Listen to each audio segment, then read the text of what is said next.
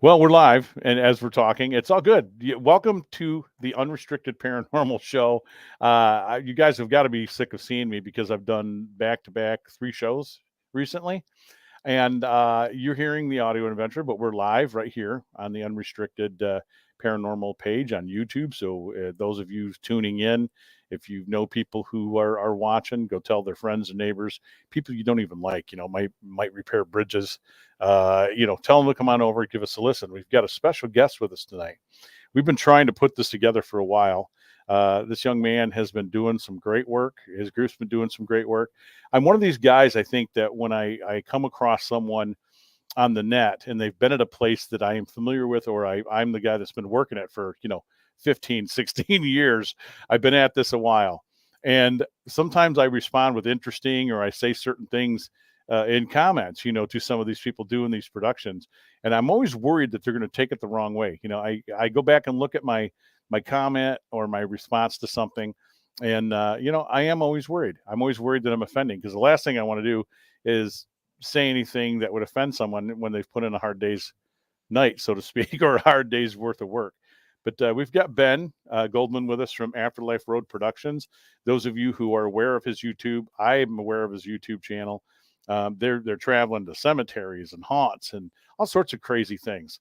And I kind of fell into this weird, I won't say love, but in this weird place of welcome to the show, Ben, by the way. I know I'm talking Thanks, as if he's not in the thanks, room. yeah. I'm a little bit worried you're gonna say something about, like, Afterlife Road that will, like, offend me or something. Oh, no, no, no, no, no. I have nothing but Be 5 be stars, 10 careful what you stars, comment. if no, 5 stars, Ben. Absolutely. Um, I've seen other younger people over the years. Yeah, I started, doing this with a group in about 2000. Well, 2006 is when I had a friend and we really jumped into this. I'd have stuff happen to me all my life. But as far as really getting somebody with me to go out and corroborate things I'm seeing and picking up and hearing, that's where we started. But YouTube was this new thing that didn't happen for quite a few years. And when it did, I saw young kids and a bunch of young people like yourself who were going after the urban legends, and they were traveling around parts of Michigan that I've been there, done that type of thing. mhm, And a lot of them were good, and some of them were just like, this is a flash in the pan thing. They would last about a year or two, and then they everybody'd go off and do their life, and then it just kind of lost its fervor. Hopefully that does not happen with you folks. So what I'm trying to say by going around the block, yeah. as I always do, is that I have nothing but good things to say about what you guys are doing. No, Um, I think Afterlife Road has some staying power. oh yeah, Not going away anytime soon. no, no, you've grown a Yeah, fan yeah. base, and Because I'm one of these we've guys already that been at it for, I already graduated last May. Everyone else on Afterlife Road crew, call it the little road crew we got going on, they're all graduating this year. So we already put in, what, 5 years coming up.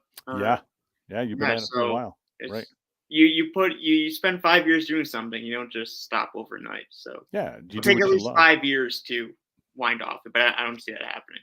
Yeah, I would hope you wouldn't step away, depending on whatever careers some of you are going into. I had a full time career, in corporate security, and I was working 70, 80 hours a week, and we were still doing content. So I would think that we, 7 to 9 years ago, we peaked. We went on. The internet TV thing was new, so we went on People's TV Network, and we were doing YouTube. So like you, we were content providers, and then we found out that we could do live shows, on the net, which some people are still doing. And we were peaking, man, and I loved it. I loved every minute. We didn't give a crap about the numbers. The only reason I think that we did such a success as we were was because it was fun.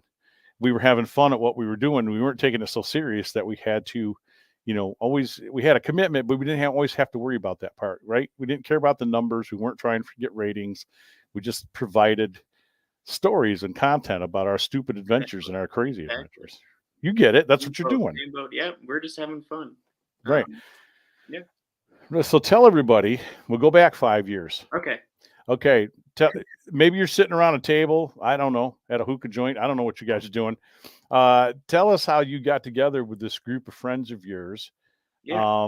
and you decided to make this production, and you were going to go out and look into paranormal and creepy things and abandoned places. What started this conversation? Right. Well, yeah, it was 5 years ago. It's easy for me to go back because it feels like 5 weeks ago. Like college flies by. I don't know if you're. Yeah. Yeah. Oh yeah. Yeah. Um. So I started at. Oh shoot, I was getting mixed up. These live streams like flip the mirror image, so I'm like I always get confused on these StreamYard things. But I go to MSU, or I went to MSU, and I go in uh, as a freshman, and they have those big like meet and greets for all the clubs on campus for freshmen during the orientation week. Yeah, which means that you probably met my friend Danielle Lukens, who is one of the people there that does when you come there as a freshman. She's the person that's introducing you guys. I'm sure you met Yeah, Danielle. probably. Yeah, and we were just going around in this crowded hockey arena, just learning about clubs, and just the typical. There was like ultimate frisbee, there was the debate club, all that, and then someone in one of those like ghost sheet costumes slips me a index card, the last one they had. And I'm like, Paranormal Club, okay. And I'd always like horror movies and like mysteries and stuff. So it's like, Right. I'll go to this Paranormal Club. How big can it be? Like it's my third day on campus. I'm not looking to do anything crazy. I just want to go to a chill little club. And I'm like, I won't be the first one there. Maybe I'll get there 5 minutes late. I walk in, 8 or 9 minutes late. Can't even enter the room. The room is packed. It's a 30-person classroom, and there's probably 150 people in there. Yeah. MSU Crazy. has a huge paranormal club. It's massive, like over 100 people until the first investigation. Then they go on the first investigation. They go to like a big cemetery, a place where you can easily divide up 100 people into small groups, like 10, and not have any contamination. And after the first investigation, it scares off the people that don't actually. Yeah, it weans a lot of people out. It weeds out a lot of people, and then there's like 40 or 50 people, but still, that's a lot of people for a like student-run club. Oh, brother, don't you know it? I got a story, but yeah, go ahead. Yeah. So, like, that's shocking. So I never came 10 minutes late again because there's a 30 people classroom, and then there's like 100 person. So, started off in the club, and I was a journalism and documentary film major. So that first investigation, we went to a place that I actually had been to in the past, and a couple people that I was closest friends with. I was like, hey, let's go back during the day. We were kind of filming a little bit. How about we go back during the day, and I can make a little video about this. Let's get some B-roll of like it was this park and out in the woods. Like, let's get some cool shots of the woods. Maybe we can do our own daytime investigation, just the four of us, that we can cut between, just because we can control the audio better. We can get some cool shots that I maybe couldn't get with a huge group of 100 people. And we made a video. Turned out to be like a 2-part video, because YouTube has this weird thing where like when you first start a channel, you can only make like a 10-minute video. So it was like 2 parts. And I was like, it's kind of stupid to have a YouTube channel for just 2 videos. How about we do a third video? So there's this like haunted dorm on my campus, supposedly. So we just filmed a little video about that, maybe 3 minutes long. Like, in order to investigate it, we had to have like MSU staff chaperone, and I was like, that's stupid. So we only filmed for like maybe 5 minutes. Was that the ladies' dorm?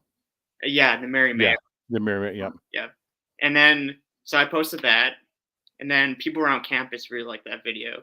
I would be like in a lecture hall, and they're like, "You're the Mary Mayo guy." They didn't even know what the video was about. I'm like, oh, they're like, it's haunted. I'm like, you watched the video, I'm the Mary Mayo guy. They're like, oh, I just saw you in the thumbnail. But so that started Afterlife Road, and I was like, it was this the couple people I was closest friends with in the paranormal club, this big, huge club of like hundreds of people, and the 5 or 6 people over time that just kind of we stuck together, and we were sort of an offshoot of the big club. us doing our, because a big club trying to coordinate investigations with like 50 people. Right. Maybe the club did 1 or 2 investigations a year. It was mainly discussing like paranormal topics and whatnot. So the 5 or 6 of us, with my journalism, like education and stuff, I can easily get us into places like it A- just and that's send that's an the thing email. to that's the thing to Yeah. that's So one of the tricks, correct. right. I won't say trick. I And didn't mean to say trick. It's not a well, trick, no, but I mean, it's an there's easy shoe in to we use. we Yes. we had this student card. I could pull up the student card. That Yep. was a big trick. Yep. Now that I'm graduated, I can't use the student card, but um, Well, see, you so got to make up one for your network, man, and just right, present it like, I'm a right. big I mean, thing I on can the still net. use I can still use my student email. Like Right. Right. they're still in school. But yeah, between being a student and like, here's the thing, like paranormal, it's all about, like, to me at least, like engaging with history and preserving that and talking about it. It You'd is. be surprised how many places like have open arms. So like we don't really care about the paranormal stuff, but if a couple college kids want to respect our history and engage with it and tell their friends about it, yeah, they can spend an hour here after hours. Um, Amount of places that kind of saw that angle and appreciate what we're doing in that front, bringing um, the history sort of to our demographic and making it so that we engage with Right. it and continue discussing it. And that's excellent. And Yeah, and again, I don't mean to use the word trick. I need to use better words here. Uh, because I tell people I've been doing the same thing. That's how I got into Henderson initially. That's how I got into the State Theater. All these historical places that groups were not traditionally, people weren't given the time today to go in, and there have been people doing this longer than me at that time. But you use the same thing, and I do too. I tell them, right, listen, I'm here to uphold the integrity and the history of your site as right, number one. I want people to learn about the history and the people that were here.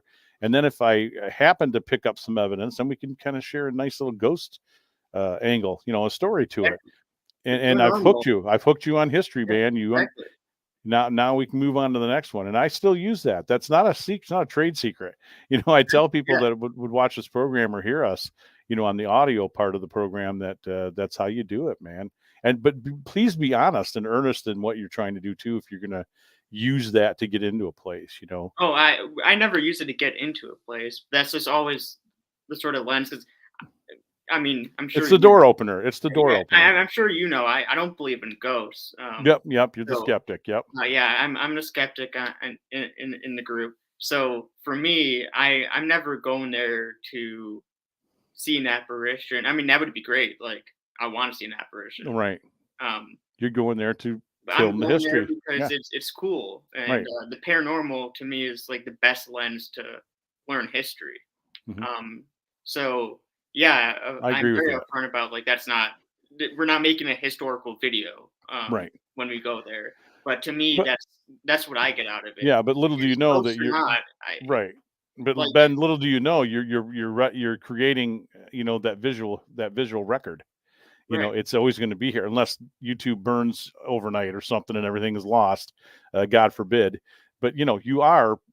I would have to tell you that you are preserving it historically by giving visual record of a right, lot of places and what the places represent. And maybe you've done some places that aren't there anymore. I know I've taken photos and pictures. I'm kind of in the same neighborhood. I'm involved in paranormal differently than you are, but I'm also still a healthy skeptic on a lot of things too.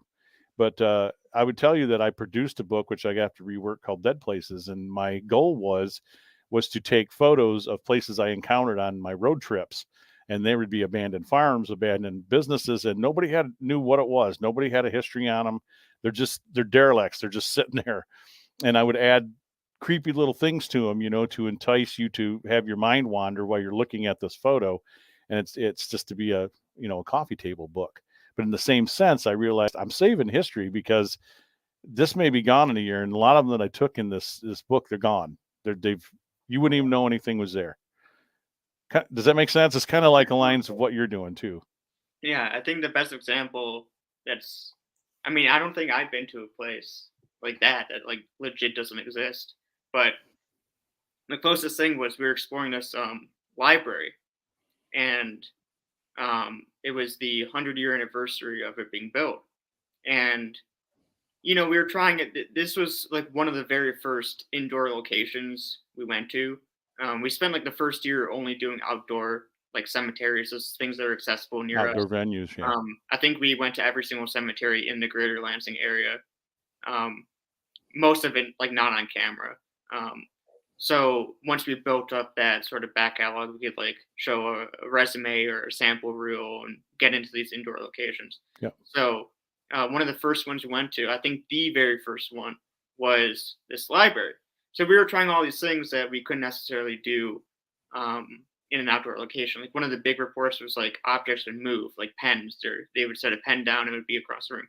So we started off the investigation putting these pens.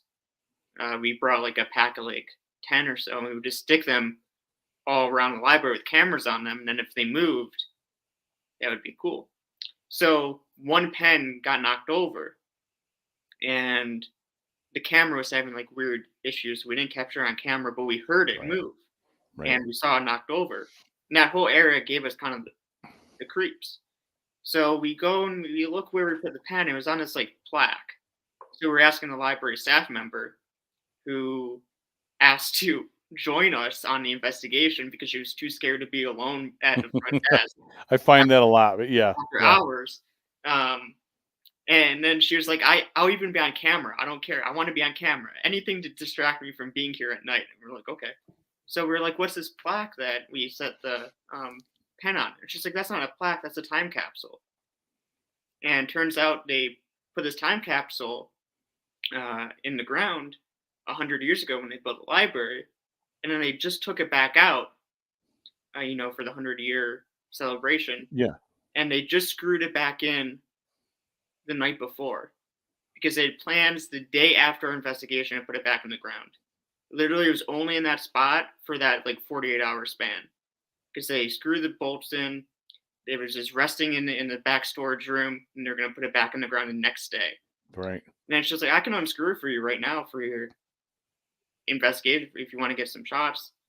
We're like, you can do that? And then she brings out the screwdriver, she unscrews it, and she's like, oh, this is old silk when the library used to be a silk mill. Here, hold the silk.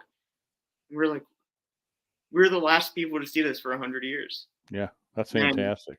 And as soon as she opened that time capsule, the whole library changed, man. It was it got creepy AF. Yeah. Like it was so much. Not a lot happened to me. Well, actually, that's a lie. One of 2 times I've ever heard a disembodied. Actually, maybe 3. I've only heard a disembodied voice like 2, maybe 3 times. Like that few. Like if I actually think about it, maybe I can think of 3 times, but I can only think right off the top of my head 2 times. There was a woman talking. Like and you heard it. Yeah, we were 3 stories up. All the windows were closed. We heard a woman talking like for like 10 seconds. And we caught it, and the only woman was the librarian right behind us, and she didn't hear it. Yeah, and I, as a guy, as I said, I'm a skeptic too. Even though I'm a believer, it's hard for people to, yes, I think, grasp that sometimes just because of my background and what I did, for a living. Right. But I ask you as a skeptic because I got Shane Feek in my group, and he's still skeptical, but he's our engineer physicist, and he's built some new things, but he has experiences like that too. And then I asked him, I said, so what does the skeptic in you tell you when you're the only person in here and we've crossed the T's and dotted the I's? What's your first thought? I mean, you're excited. I can tell that you were excited by that, but my question to you is like, what do you think it is as a skeptic? Well, let me tell you this.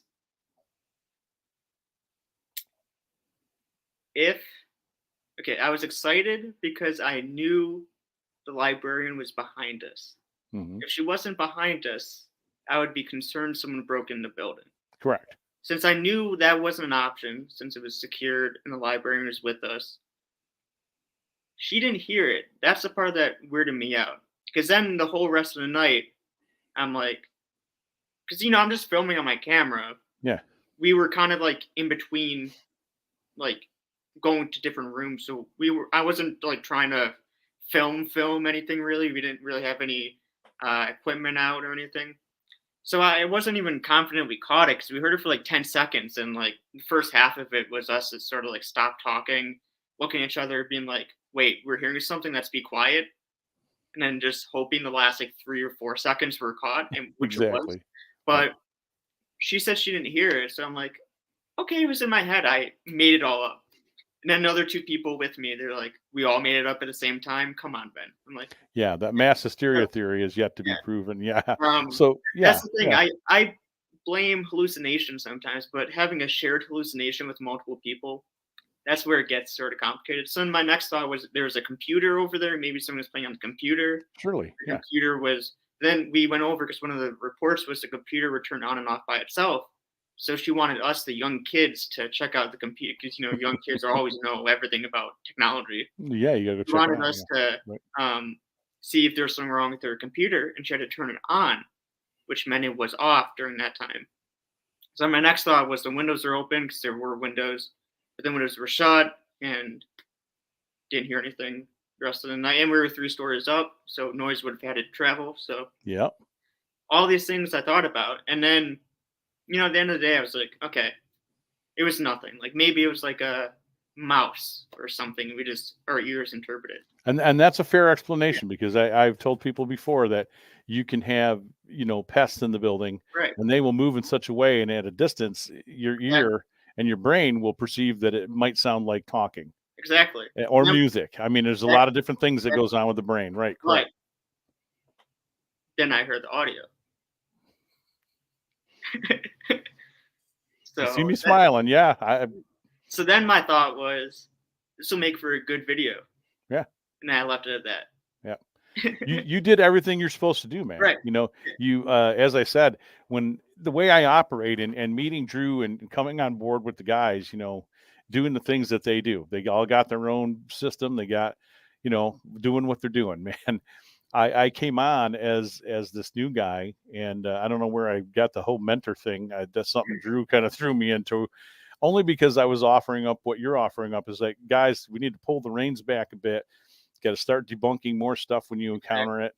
I know they hate hearing it. I know Tommy probably hates hearing that sometimes because I've debunked one of his things, and we're not going to say that here on the air. But the fact is, I try to check everything.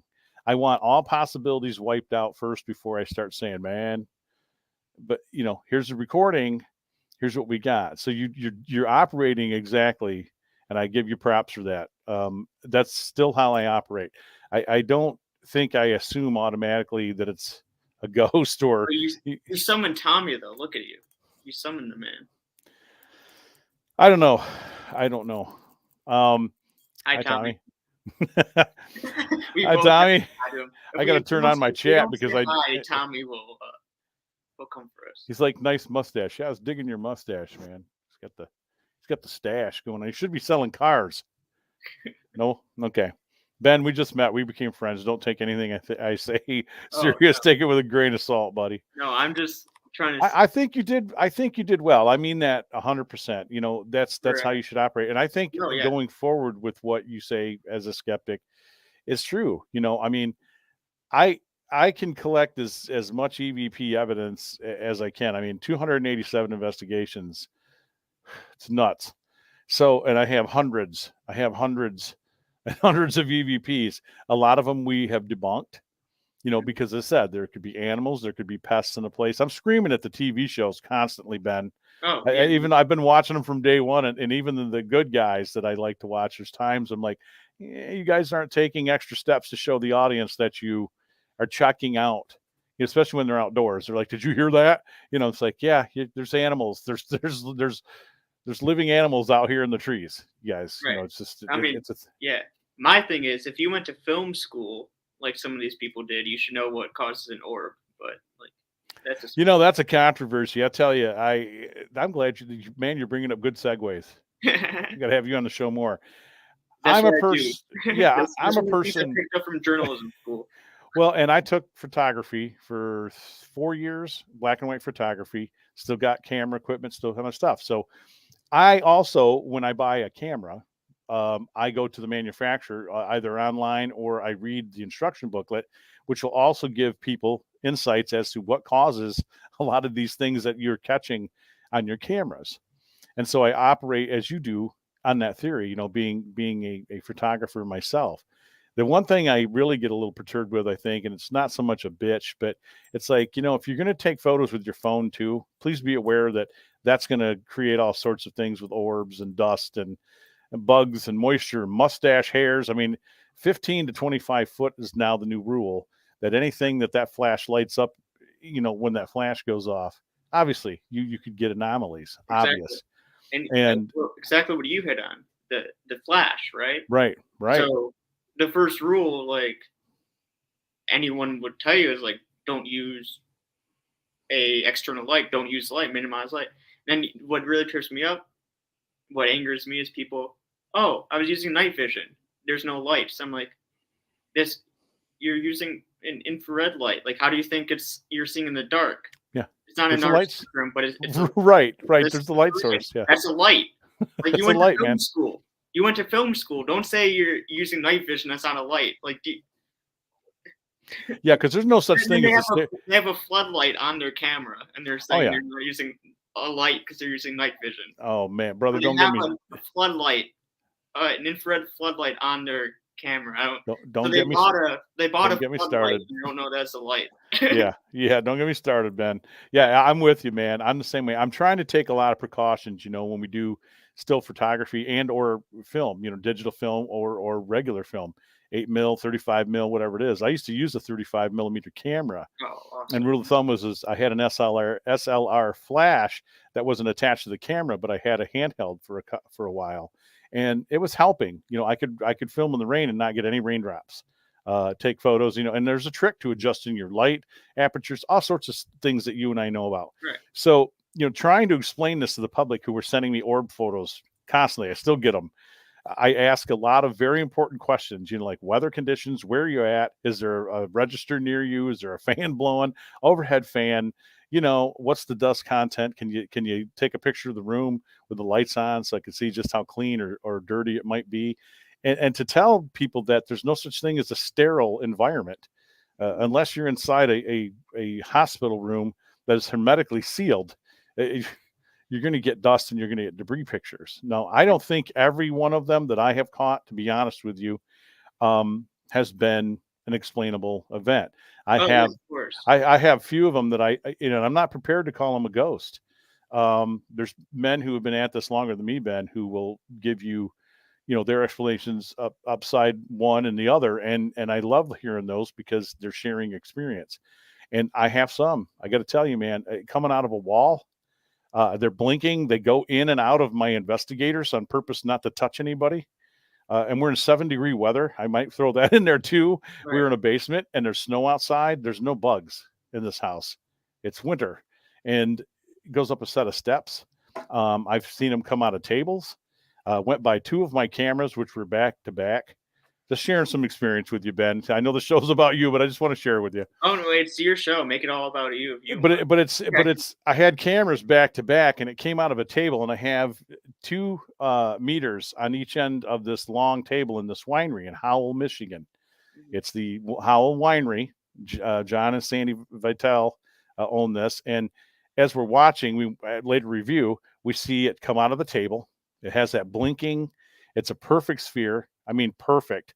As it comes out of the table, my EMF meter goes off. Catch that on this camera. As it shoots by the second camera, that EMF meter goes off, and then it takes a hard right and goes into a brick wall. And I tell everybody, it's like, I'm not prepared to tell you that's dust. To make a 90-degree turn, something intelligent is obviously at work here. Now, could it have been a bug? Maybe. But normally when I've captured bugs on our infrared cameras, anything else that we're filming with, they don't always have a straight pattern. It's an erratic flight pattern. They tend to move around, and you know what I mean? There's a movement to it. Yeah. And being in film, that's just normally what you're catching with bugs. This didn't do that. This was just a perfect, and I mean, like, as if it was on a wire. So that's just examples, but I'm with you. I think about 90% of what people are catching is just crap. Yeah, and I always preface it. Like, I always say, like, just because I haven't seen an orb like this, like when they show me something that's clearly not a ghost, I'll say, that just because I haven't seen an orb like that is paranormal doesn't mean one can't exist. Right. Like Right. I'm 23 years old. What do I know? Like I don't know Well, you everything. know a lot. I would Yeah, give you I, I would I give know, you but benefit of the doubt. I think that the you're fact that a 23-year-old knows all the answers and knows everything that exists, like there's could be something out there that I don't know, and that's fine. But right, just right, like based on all like everything I've seen, every orb I've seen like that one is not a ghost. right, And right. here's all the reasons why. And it's I'm giving you props. Yeah, it's a good thing to say. I like to hear you say that because you've got vast years to catch up on, and experience is a good learner. Humility is a good learner. You know, I was naysaying a lot of things in paranormal, Ben, when I got started in this. You know, about the touching and people being pushed and all this, and I was like, really, I was like, come on, guys. Yeah, I can believe a lot of things, and I've seen things all my life, but it's not happened to me, and I've been in all these places. Like, I didn't say BS. I just said I'm just not a believer until Well, it happens to that's me. what I mean. I Right, but until it happens to me, I yeah, can't share that exactly, experience. Right, exactly. I mean, it's not like I'm clearly I make ghost videos. Like clearly I'm not like ooh ghost or BS. Like no, that's and right. most people on my team are some sort of believer. You know, so I saw like like a spectrum. You know, there's like believer, then there's skeptic.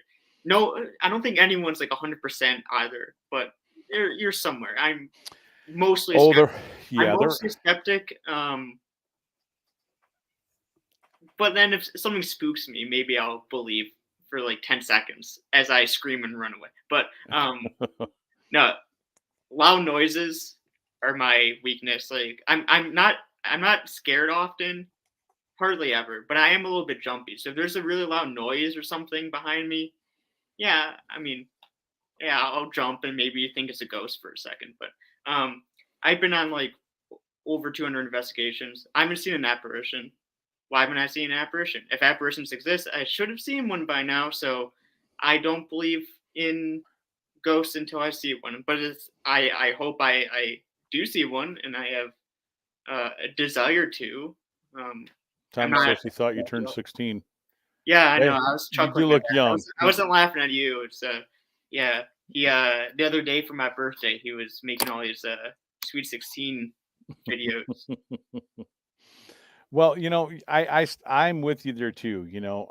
I had seen things when I was younger, which were like I'm seeing you, and then through I say the middle part of my life, going into my teens and having a haunted theater that I worked in, paying my way through college out in Arizona in Tucson.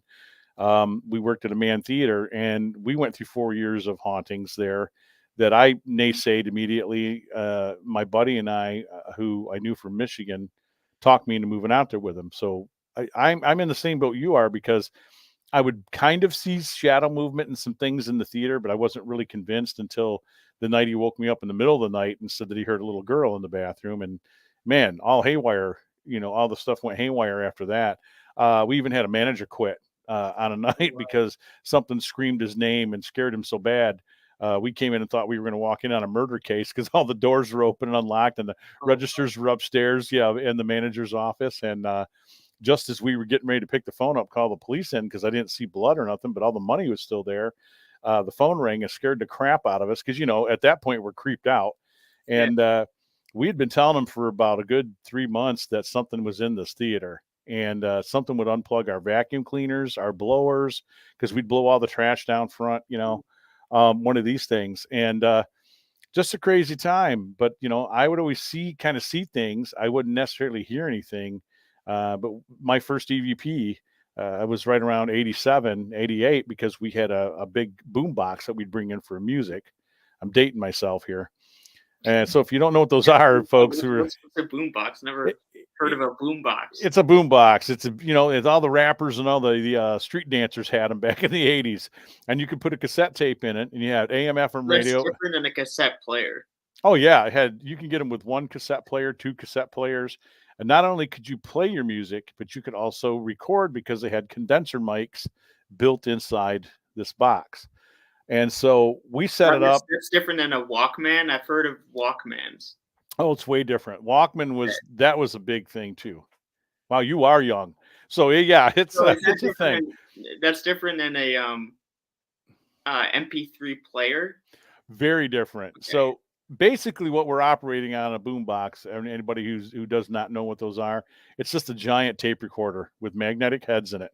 So you'd go buy TDA 60-minute tapes, and we had fresh tapes. And because PJ was hearing things and I was kind of seeing things, we got the wise idea after watching, oh, check this out, Unsolved Mysteries, which was real huge at the time in the 90s or 80s and 90s, that we were going to basically set up a tape recorder and see if we could catch voices or something in this theater. So we set the alarm, went to Whataburger, came back, undid the alarm. Digital alarms were kind of the new thing. We could tell nobody had been in the door. About 5 minutes into the tape, playing it back, we heard a voice. So where I'm going with this is that I'm still a believer, and I hadn't shared all my experiences growing up with PJ because I just didn't want to be ridiculed by my friends.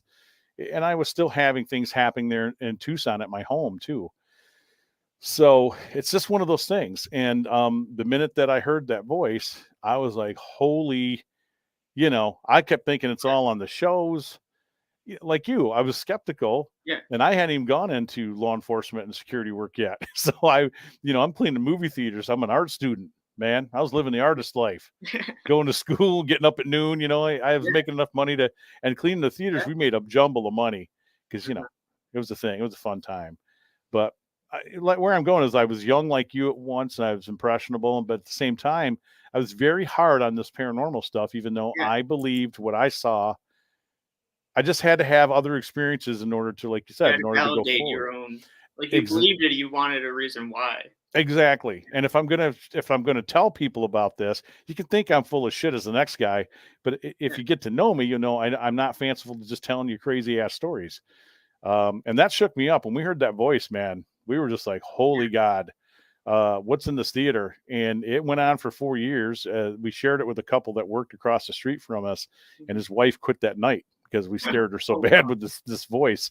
Now, in your opinion, is cassette going to come back and have a revival like vinyl's having? That's what I've been thinking about. No, really? Yeah, because people have been talking about cassette making a comeback. Yeah.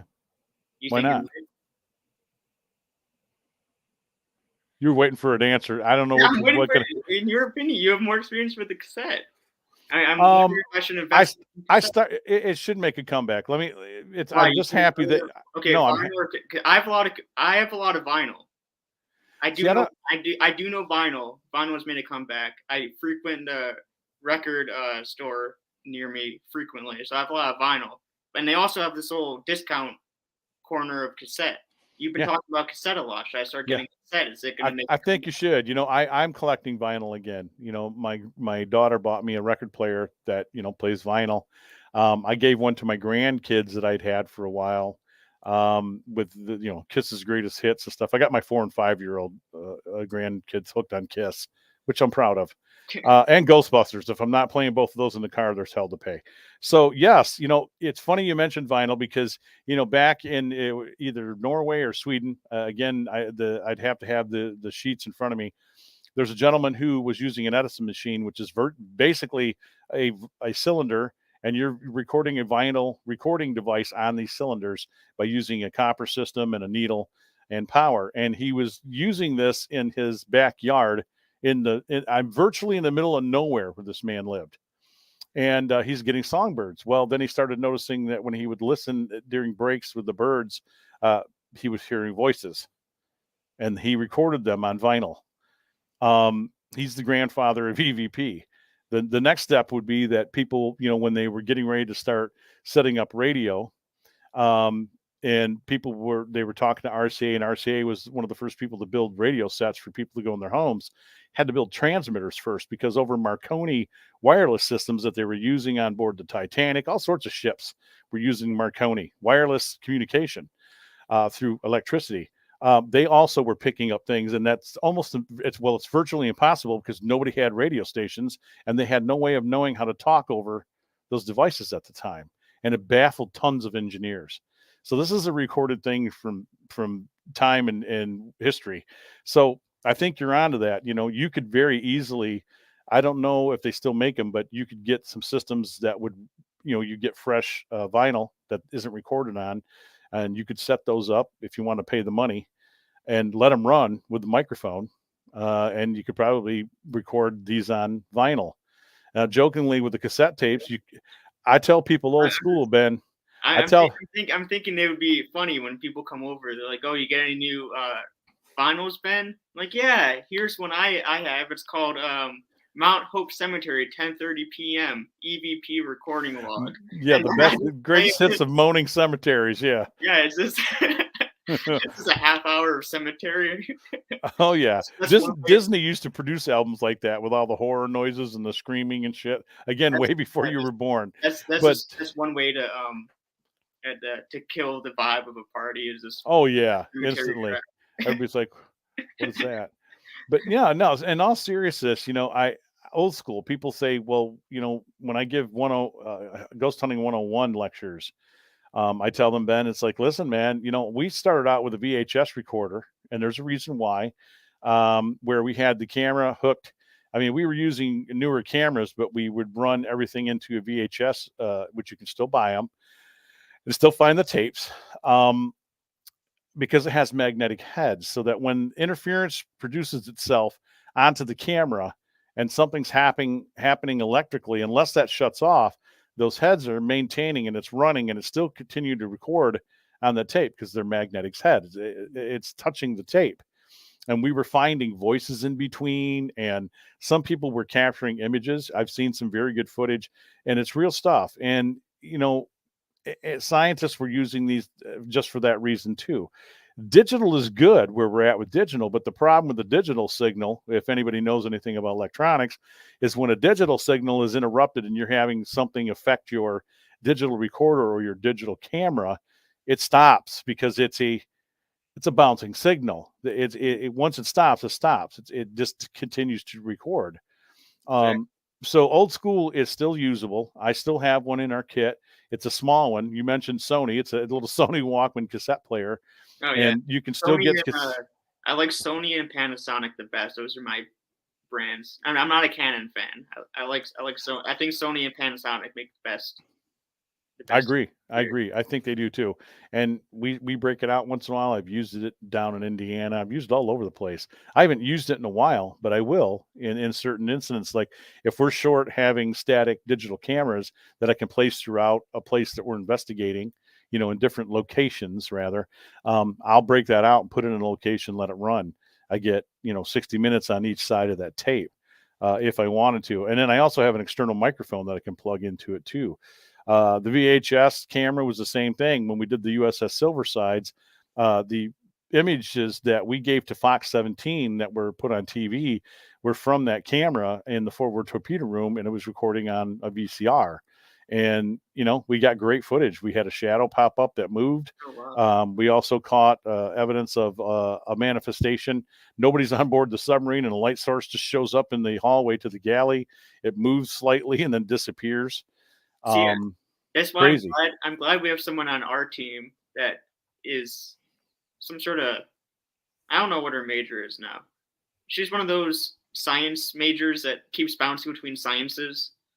Or I was journalism. Clearly, I know next to nothing about science. I like science until math got involved. I'm not good at math, but she used to be a physics major, so she knows a lot about physics. And I'm pretty sure there's some physics behind light, like manifesting. Like, there has to be some, like, that defies physics if light just manifests and moves. Right. But, like, she can go on and on all day about it. And that's why I have Shane. And right, that's why she's great, because I'm sure there's some that defies physics. That I know it does, and I'm sure there's a lot of physics behind it, but that does defy physics. And I can't argue with that because I know nothing about physics. So and that's the thing. If you present that with me, I'm like, okay, that defies physics. I can't argue with that. Right. And that's the thing with that light. I went down there as a layman who understands physics. I'm not a scientist. I didn't study to be that. But I understand it. I understand how it works. And I went down and tried to reproduce it. I monitored for static electricity, all the stuff that you would look for that would produce some sort of light effect. Well, yeah. or a ball of light, basically, is what we thought we were seeing. Well, here. So let me run by. I don't think you ever heard about this because so this happened off camera Dun, one dun, time, dun. and then I did. It was so crazy that I made like a blog post about it on the old website. We used to have this like kind of janky website that I've since like totally revamped. So on the old website, there's like a blog section. So I made a little blog post. I wrote it all down. But so I doubt you heard about this.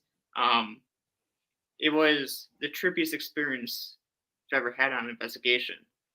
You would think we were taking drugs, like hallucinogenic drugs, but we weren't. So No psychotropic teas, nothing that you were no, drinking beforehand. well, Okay, you tell me right. balls of light and stuff like that. So we were there's this abandoned cemetery in the woods, but it's like off this like dirt road. So you go down this dirt road, and then there's like this little path towards. It's like a maybe 5 yard walk to the cemetery, but it's not that obvious. Like there's a big tree, and then the graves are like kind of scattered behind it. But there's this little opening. So we went on investigation there once, and I saw this ball of light, free floating ball of light. It was like a white light, kind of like a beach ball size. You know, those big beach ball, like inflatable. You know what I'm talking about? Yeah. Okay, so I'm following you, man. it literally it looked just like one of those beach balls, but like a light. Kind of like if you were playing volleyball and you hit one of those beach balls over, it was kind of like that loop, just right over. So I started running towards it, but I stopped.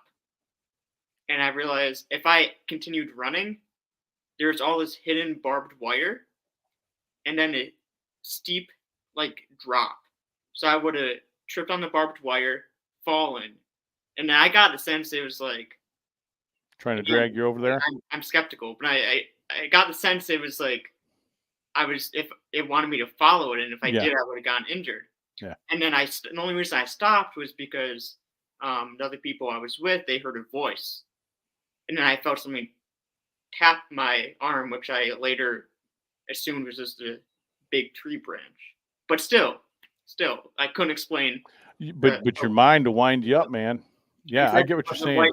The free floating light moving out of nowhere. I'm sure there's, and then we had a static energy reader along with the EMF, along with the FLIR thermal imaging camera, which there was a big energy drain. All of our cameras died right before that. So the only camera was the thermal imaging camera, pointed right where I saw the light. There was no changes in temperature, in surface temperature at least. Right. There was nothing static energy, nothing in the EMF or anything when all the cameras died. So then that was really weird, and we ended the investigation because, like, they were all shaken up and we had no cameras. So what was the point of staying if something happened? So then that was all on camera. That was fine. People probably saw that much. Then we go back a week later, off camera, just because we happened to be driving by, and we're like, hey, let's stop by. Now, we were told after we posted that video, because this is why I love posting videos too, because like people comment, and they comment like, hey, I went there, I had this, or like, you didn't know this, but blah, blah, blah, and they tell us all these things we didn't know. And apparently there's apparently people like psychics or empaths or people with abilities that have gone there pick up on these like guardian beasts, like not quite hellhounds, but like these like inhuman guardians of the cemetery, like elementals that are connected to nature and animals. Yeah. And I had just received this comment. It was actually on Facebook when I shared the video on Facebook. So it wasn't even on the public video. It was like in a private group. Someone commented this. So the people I was with didn't know this comment existed because I was the only one that had it, right? So you park the car. We have to park the car down the road a little bit and walk down this dirt road to the entrance to the cemetery. And one of the people I was with, Neither of them were there that night I saw the light too, okay? So they didn't even know that that happened because they always say like, "Oh, I don't watch your videos because I'm in them." But then like when they're not in the video, they still don't watch it, so I don't know what their excuse is. But they weren't in this one, so they had no excuse not to watch it. They just didn't care to watch it. But anyways, I don't I care. go through that too. I get it. So, Yeah. I don't care. I keep telling myself I don't care. I Okay. don't care. Yeah. So we were walking up, and one of my friends who she claims she's not psychic, but sometimes I don't know, she gets feelings or whatever. And she's like, oh, I just got feeling like there's like whatever's here is like an animal, like beast. She kept getting the word like beast. Like, there are beasts with an S, like multiple beasts. And I'm like, you are making it up. It's all in your head. You know, like I didn't want to engage. Right. Then we approached the little path we have to turn down. And we turn to our left. You know, I said the cemetery is right behind this big tree. We turn, and right in front of that big tree, what do we see? Bunch of red eyes. And that, And you saw this obviously with your own eyes. yeah, red Yeah. glowing eyes. And my other friend that was there was like, no animal here has red eyes like that. I'm like, they're animals. Clearly, they're animals. And they're like, Because no. there are animals who reflect red in their eyes. Yeah, when light Yeah. hits it, or yeah. So I'm like, they're animals. Yeah. And then they all disappeared. And then one would blink, and another would blink. Then there were like 10 pairs of eyes, and there was 2 pairs of eyes.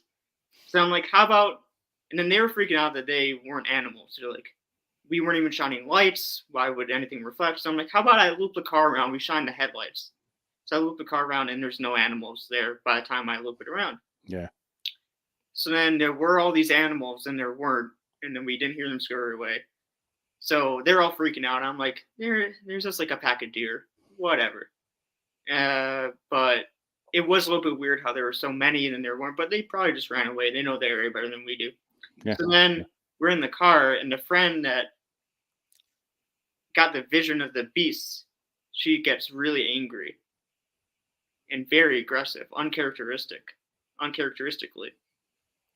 And we're like, are you okay? She just has this uncontrollable rage. Then we look up. This is where things get trippy. Where I saw the white ball of light, you know, back in the woods, and we're just sitting in the car trying to discuss going back outside. We see a ball of light moving in that area. And I don't say anything, but she does.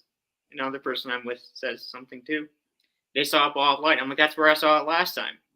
They're like, no, you didn't. You're making that up. You're trying to fool us. I'm like, if you watched the video, you would know. But they insisted I was lying, so I pulled up the video, and they were all like mind blown. Like, that's what you're describing in the video. That's what we saw. And then after that, everything got really weird. The moon changed sides of the sky. It's hard to explain. It's like a mirror image of the sky. Everything was like flipped. Okay. The moon flipped sides. Like we blinked and the moon was on a different side. We got like disoriented. We forgot which side of the road we were on. It was like everything was like a mirror image. And we were just like discombobulated for like a solid 5 minutes. And then we drove away. And that's the end of the story. But anyways. No, that's quite a story. Yeah. I've had a similar incident when we were in Fayette, Michigan, and you know, there's an explanation for that, which I can't quite recall what it's called. But you know, the moon was to our left. We had done our thing, and then we're down in the middle of town, and you look up, and it's way the hell over on the right, and it just didn't allow for the same amount of time, you know, that would have gone by for that to move in the sky from one end to the other. Right. And that kind of shook us up a little bit too. It's just it's an odd thing, and it has to do with the curvature, and it's just the whole thing. But the red eyes, you know, I think you're right at first trying to explain it as animals, because I've seen many animals in pitch black, and their eyes are still reflecting, even if there's no light, the way as big as their pupils can get, because they're nocturnal in nature, you'll still see color. And I think a lot of people, I think you're right on that. I think a lot of people misidentify that stuff as being paranormal when obviously it could have been animals. Now the balls of light, no. You Well, know, I would have to, I'd have to have your physicist person explain that because that's what prompted the story. Was you're talking about yeah, balls of light, and yeah, I brought this up only to say this one location, two sightings of a ball of light in the same area, and the physicist person who was there couldn't explain it. yeah. Submarine was like one of the three or fourth times that I've seen something like that with my naked eye, and not only caught it on camera. A couple other times we didn't have camera rolling. Same thing that you're seeing and feeling. I had seen me and Manny Hernandez were watching something in Oak Ridge Cemetery. I'll tell people where it's at in Marshall, Michigan, and we were following this thing. And this is in 2009. Which cemetery? And Oak Ridge, I think, in Marshall, Michigan. Is that? Oh no, never mind. It's just south. It's south of town. Yeah, I was gonna say, is that the one, the Magician Cemetery? But that's, I think, technically in Collin, Michigan. That's in Colin. Yep. Yeah. Yep. We did the Museum of Magic in Marshall, and we drove one town over to the Magician Cemetery. Yeah, I'm supposed to be following on your heels on that at some point because that's a whole other story. But yeah, we're there. We saw the same thing. We followed this ball. We thought, well, maybe it's a light in the distance because you can be fooled at night with light sources and blinking lights and tower lights, and it happens. And so, we took turns, move forward, see it move with us. Then at one point, it actually moved back the other way, which kind of threw us off. And I thought, well, somebody's over there with a light or something. So we kind of did a flanking maneuver, went different sides, got over there, and then there was no light. And there was no indication anybody was out there. We know what we saw. I can't tell you exactly what it is. I didn't say it was ghostly. I just said it's unexplained. I'll use that term a lot because if I can't debunk it right away and I have no precept in order to put this in to try to recreate it, or I'm finding evidence that somebody was doing something, then it's unexplained at that point because I have no way to tell you what it is. But I've seen orbs. We were talking about orbs, Ben. Yeah. I've seen an orb in I dropped the camera because I saw it on camera and I was shitting around with a friend, absolutely just cutting up. We were having a good time laughing. And I saw this thing come in from the left and it had a tail on it. And the only way I've described it to people is that it looked like it was in water. It was so fluid in its movement. And I dropped the camera and I looked at him. It's with my eyes too. And he didn't see a thing. And he's like, he's making faces at me.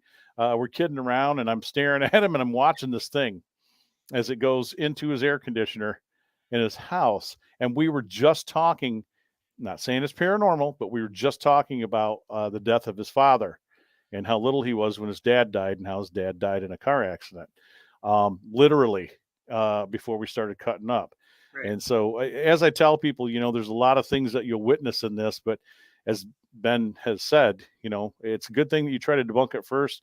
Come up with the first explanation that would be probably the most logical, hypothesis or answer to the question. And then if you're left after checking all that stuff out and you're still left with answers, then you should tag it as a possible, something that's unknown. We're going to take our first break, though. I want everybody to hang with us. I've got Ben from Afterlife Road Productions with us. This is Dan, and you're watching and listening to Unrestricted Radio. Please pay attention to our sponsor, the exclusive sponsor of this program, Henderson Castle, hendersoncastle.com. I want to thank my good friend Francois Moyer. He supports this network and what we're doing and what I do as Southern Michigan Paranormals. I've been working the house for well over 16 plus years. You can come see me on a once a month ghost hunt, if you will, tour. You get a dinner, 3-course meal. Also history on Frank and Mary Henderson, who built the home, as well as the children. And then we get to go across the street to the cemetery and you can visit them firsthand. Also, Gun Barrel. Those of you watching, you see my hat. Gun Barrel Coffee.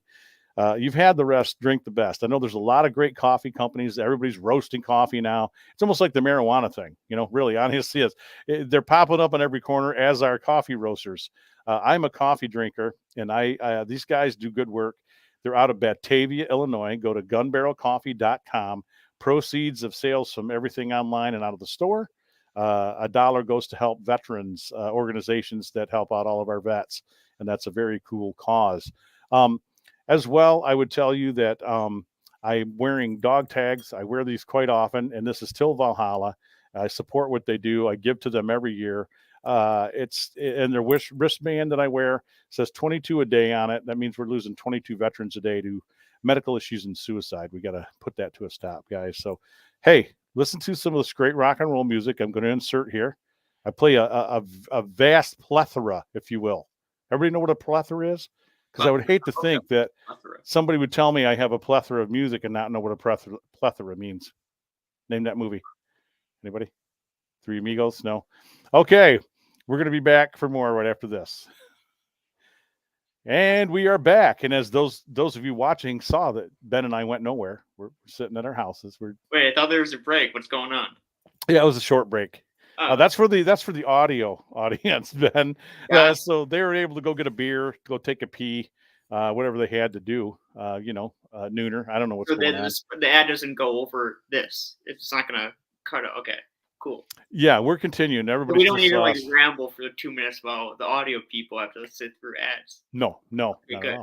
I didn't know Francois supports this. I met him at the castle. He looks a little bit like Henderson. Yeah, a lot of people have said that. Yeah. No, he said that.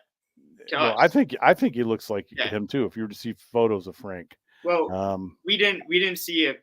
Like the only picture I saw was on their website. And then he says, "Oh, yeah, don't I look like Henderson?" to us. And then we're like, "What?" And then he shows us the picture. We're like, spitting image. He's a great guy.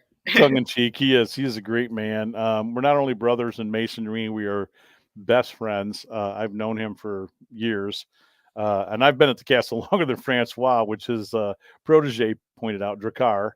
Well, you don't look like Frank Henderson though. So what's that? You don't look like Frank Henderson though. No, I'm not trying to. For him. No, I'm not trying to. That's an interesting thing that you guys were there. That's a good segue into the second part of the show. See, I try with these segues. I'm glad you're picking up on them. yeah. As he's got them written down on a sheet of paper. It's an interesting place. Frank and Mary Henderson, built this house. Started the plans in 1888, 1895. They completed this. He died in 1899. Barely got to live in the damn place. But he's a self-made man. If you come to the tour, I'll give you some of that information. I'll tell you some more personal stories. But, the round of it is this guy would apprentice himself in businesses throughout Dowagiac and Kalamazoo because they did live in Dowagiac for a short period of time. His family came from New York. And Frank would buy out the business. And he learned that residual income, commodities was the huge thing. It still is today, but on a different level. But back then, people needed saddles, they needed wagons, they needed furniture, you name it. He had his hand in it, and he made his millions. I mean, I'm not going to say overnight, but he worked at it for quite a few years. When he met Mary, fell in love with Mary Taylor. She comes from a family who's one of the original settlers of Kalamazoo. And also in that marriage, her family, knew of the Hendersons. They all liked each other very well. And I have these firsthand reports from family members who also put that PDF together for me. So I always thank Cammie Fleckenstein for doing that. She is a descendant of the Taylor side of the family. But they were ahead of their time, Ben. They were ahead of their time. They did a lot of wonderful things for Kalamazoo. They treated their employees with utmost respect, paid them high wages, for people at that time. If there was an accident or something happened, Frank would take care of them. He was all about charities. He was an odd fellow. He was a Mason in Kalamazoo, just on and on. And then he went into business with a company out of Chicago, Illinois, called the Ames Company. And they began making banners and regalia. And so his uniforms and swords, which are highly sought after, this is what he did. This is how he made more money. Funny story. We were at an antique store a couple weeks ago, and they actually had one of his swords. You should have bought it. Was it under $100? No. Oh, well. So that's why I didn't buy it. Yeah. But anyways. Yeah. No, that is. Yeah. I like to hear that. I remember that because that was we just did the Masonic Temple, and then we had this weird string where like every location we went to for like that month, like the whole rest of the month, had some sort of Masonic connection. So, Oh yeah. I mean, there probably was a lot Masonic connections before that too. We were just only noticing it right after the temple, but still, it was kind of this weird thing. Where like it got to the point where like, oh, where's the Masonic symbol going to be at this location? And then we found it. Oh, it's everywhere. It's everywhere. As a Mason, I can tell you it's everywhere for sure. And swords, like I said, they made the rounds. I think most temples have one or two. They've got to, because that became the sword to have, as ornate and nice as they were. Now, there's other swords that we have in our temple too, but I found out Pawpaw has a stash of them, so Dan's going to be acquiring a Henderson Ames sword here really quickly. But it's a great location, and it really is. Before I asked Ben about his experiences there, I wanted to make clear, as I told him off air, that it being touted as the 10 most haunted bed and breakfast in Michigan and beyond, I have a little bit to do with that, and ashamedly so. I guess I should put it this way: is that when I first went in there, the prior owners were worried about why I wanted to come in there, and they didn't want haunted attached to the house. They were doing a bed and breakfast too, but they wanted to keep things on a positive level. They hadn't embraced the whole paranormal thing. And having said that, I had given interviews after initially going through the house first couple of times to like AAA Travel and all these people that they wanted me to talk to, because they would mention it, but they didn't want to be known as haunted. So as this progressed, into a couple of years, 5 years, up to where we are now, I would do all these interviews with these people, and they, how the press is, and you're a journalist, so I don't want to initially offend you. Oh no, I have a journalism degree, but I don't work in the industry. I don't. Yeah, the press.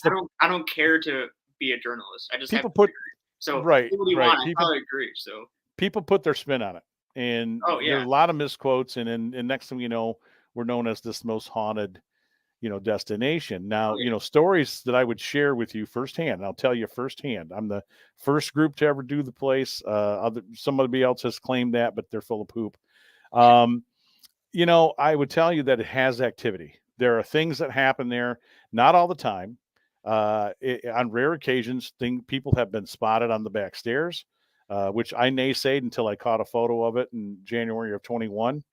So recently, and I'd been working the house for a long time and got virtually like orb and stuff like that, but mostly audio. And we had a rash of reports from the service station that's in the house right off the main kitchen downstairs, where you could close up at night and shut all of the cupboards and doors. And I had witnessed this myself because I was there with my team the third year in. And we never seen it happen when we were there overnight. We were there till 4 a.m, 5 a.m. I spent the night. This one time I come in there and all the doors were open. I heard nothing in there. We were the only ones in the house. My people were not in that room. Very strange. So there's been a progression of employees who have worked there too, Ben, that are out sharing all sorts of wild and crazy stories. And I mean, other groups have been there. You guys have been there.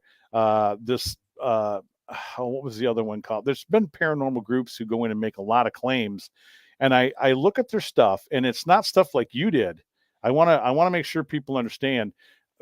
Ben's excursion there I found to be very, very nice and very viable, obviously, and it was done in a good way. Some other people had been in there and they were claiming gunshots and all this crazy stuff. And I'm saying, listen, man, just because you're saying this, and I've been in and out of here for so many years, I'm not inclined to really believe some of the sensationalism they were trying to tag to the castle, if that makes any sense. So I don't think the house is extremely haunted, but I don't want to burst anybody's bubble, but I think the house has activity.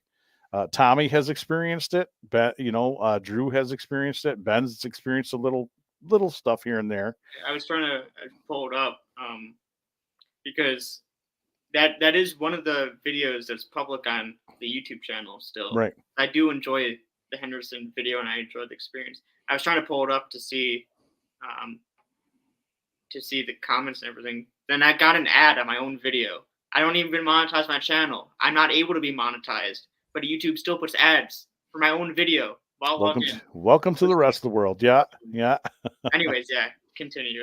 So I was going to have you talk about your experience here. So as I said, as I told, I enjoy it, so it's public. So right.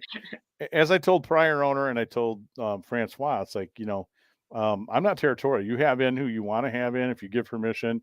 I mean, people who've written books and stayed there. Again, there's people that I don't like who I know have been in there, and that's for very good reason. But that we're not here to talk about that tonight. But I came across you guys doing your thing there and sitting on the beds and doing some stuff. Very cool. Very cool. Because as I said, I've been in and out of there so many times, and you'd think that every time I'm there, they'd be friendly and happy with me and I'd get all sorts of evidence. It's just not true. Right. It's been rare that when I've had a group of tour people, Ben, I've had up to 40 people in there and the ghost box starts responding and people are talking to us. It's the weirdest thing. It's cool because now I feel like I'm giving the audience, something, and I'm not faking any of it. And I prove that by certain questions. I'll ask about certain items in the room or things on their table, things of that nature. And the way that ghost box works for anybody who's tuning into the show or listening, it's an AM FM radio, digital, and we clip a sensor in there. So now it's just scanning every open frequency. The way I operate in science on this is that Tesla and physicists tell us that everything operates on vibration, energy, and frequency. That is the known galaxy, okay? It's the known universe. And our theory for well over 100 plus years is that if we're to believe anybody is speaking to us from the other side, it's on a frequency we can't hear, which would explain your dilemma where you hear something, but not everybody else does. There's times that we've heard things and you hear us respond on the digital recorders, but there's no sound. Or we make no reference of it hearing anything in the room and there's a 3-ring circus going on. So rhyme and reason, man. So that tells me frequency is at work. And I try to explain during these lectures too, Ben, that, if you're to believe everything, all the atoms and everything that's in this room with us, the table, the floor, everything's moving. Everything is, to our perception, looks solid, but it really is not. It really isn't according to science. So having now bored everybody to death with that explanation, I have gathered EVPs from the house, very few. I have one photograph that looks like it might be a face in one of the mirrors. I experimented with that for a couple of years. And you have to know what you're doing and what you're looking at because everybody touches mirrors and there's smears and Right. God, people send you stuff and it's not ghosts. The second part being is that this picture I caught, which I would like you to take a look at. If everybody goes to Facebook, Southern Michigan Paranormals on Facebook, you'll see our little red emblem, which says History with Mystery. I hate to always do this to Drew, but Drew, the Midwest Parahistorical thing that we're doing is I was doing this before this happened. So we were always about history. And so if you go there, you'll see a photo called The Lady in White. I've been told, Ben, for 3 years before I got this photo that people were seeing somebody in white on the back steps. And like you, until I see it, I'm like, okay. I was doing the whole John or Steve Martin thing from Planes and Trains and Automobiles, where you're tipping your hand like, yeah, all right, tell me some more stories. Have a few more things of wine and champagne. So we're in the building, folks, about 5 minutes. Me? Is it this picture? No, that's got that's a very dark story to that. Okay, I'll find it. Continue with it's a picture of a stairway and you look down from the top of the stairwell and there's something white at the bottom of the steps and it's blocking out a carpet. Oh. When you find it, let me know. I did. So I was naysaying it, and I go, that's it. So if you folks look, where in the middle there, Ben's holding the photo up, there's something standing on that lower stairwell. There's a black carpet. Now, he's since moved the carpet, but it is standing in front of the carpet. It's blocking out the carpet. Now, as a photographer, my first thought, let me back up. I want to tell you how this happened. Okay, Ben, I want to give you perspective because you as a guy who's in photography, this is what I'm looking for.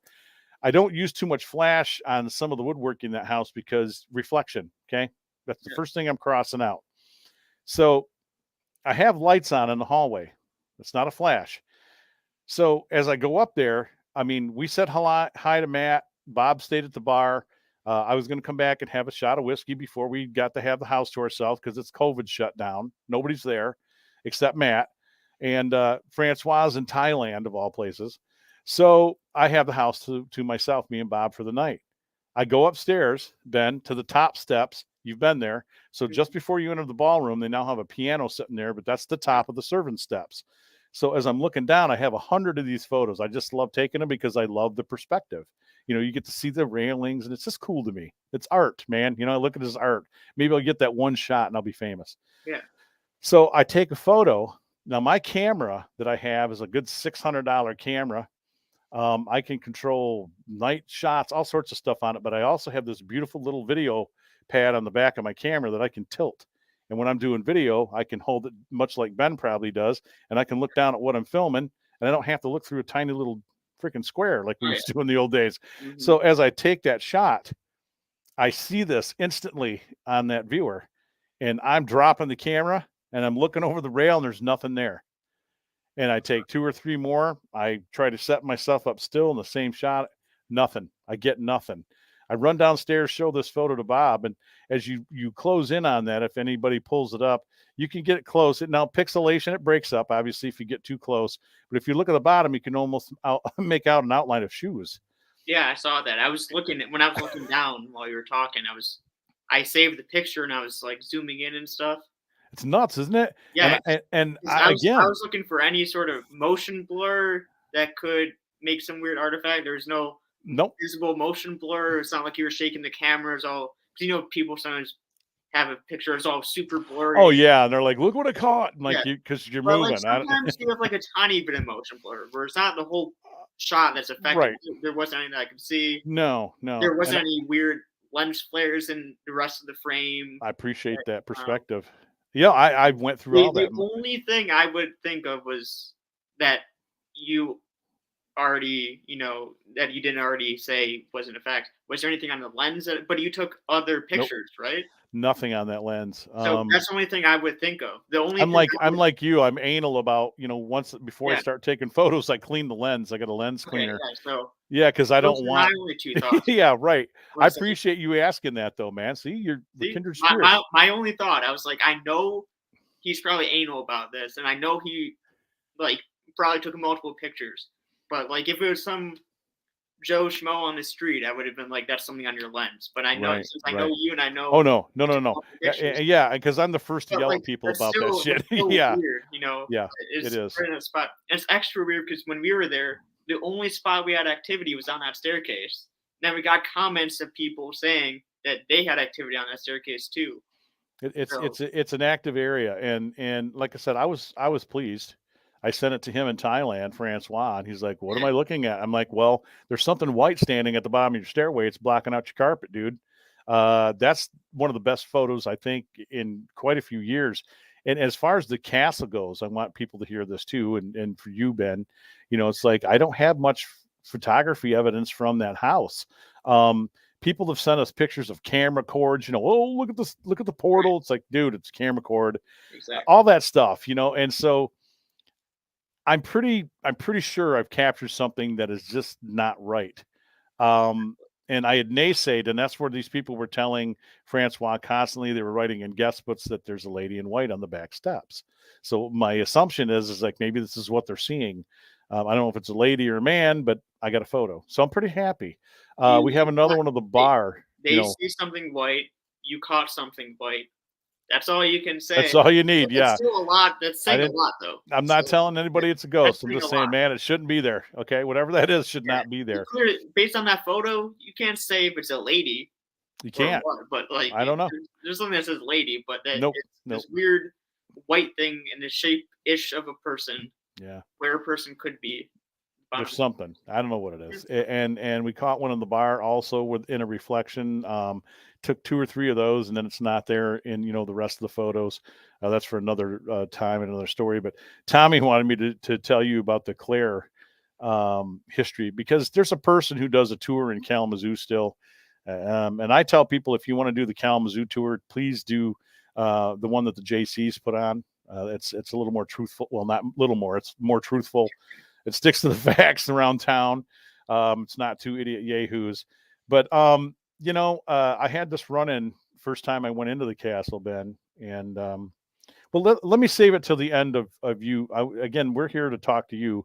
I'll save it to the end of when you share your experience. So All right, you it's just weird because I know I'm the guest and all, but I feel like I'm talking too much. But no. Tell us about how you discovered the Henderson thing, and then what you guys did and what you did there.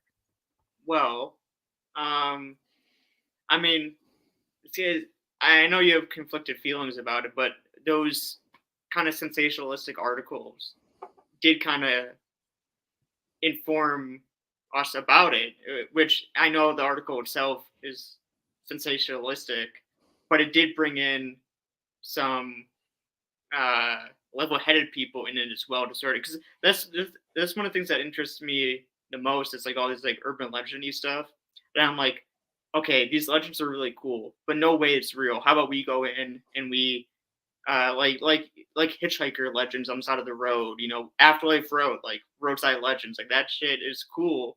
Right. Clearly, they're blown out of proportion. There's some sort of fact there. Figuring out fact versus legend, that's really cool to me. Like I was saying before, like learning more about the history of an area through the paranormal lens. And continue to tell your story. I'll be right back. Okay, Because I got to do something real quick. go for it. So, I was seeing all these sensationalistic articles about it. So I wanted to go to this beautiful castle in the middle of Michigan. You don't expect a castle in Michigan. There's a couple others, but you don't expect really a castle this grand with such a rich history to be in the middle of Kalamazoo. Hey, Tommy. It is just you and me, Tommy. You have a lot of comments here I need to catch up on, Tommy. Hopefully all the audio listeners know who Tommy Against the Tombstones is. And hopefully all the YouTube viewers are able to see the comments that I can see, and if they're watching on the replay, are able to go back and reread all these comments, because this guy Tommy Amongst the Tombstones, he posts a lot.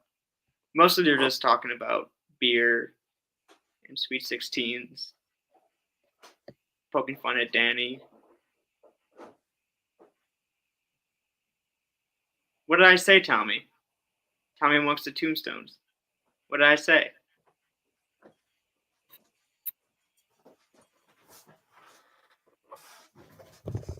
Oh, I was having a good time with Tommy as the co-host. Yeah, because he's got to do his.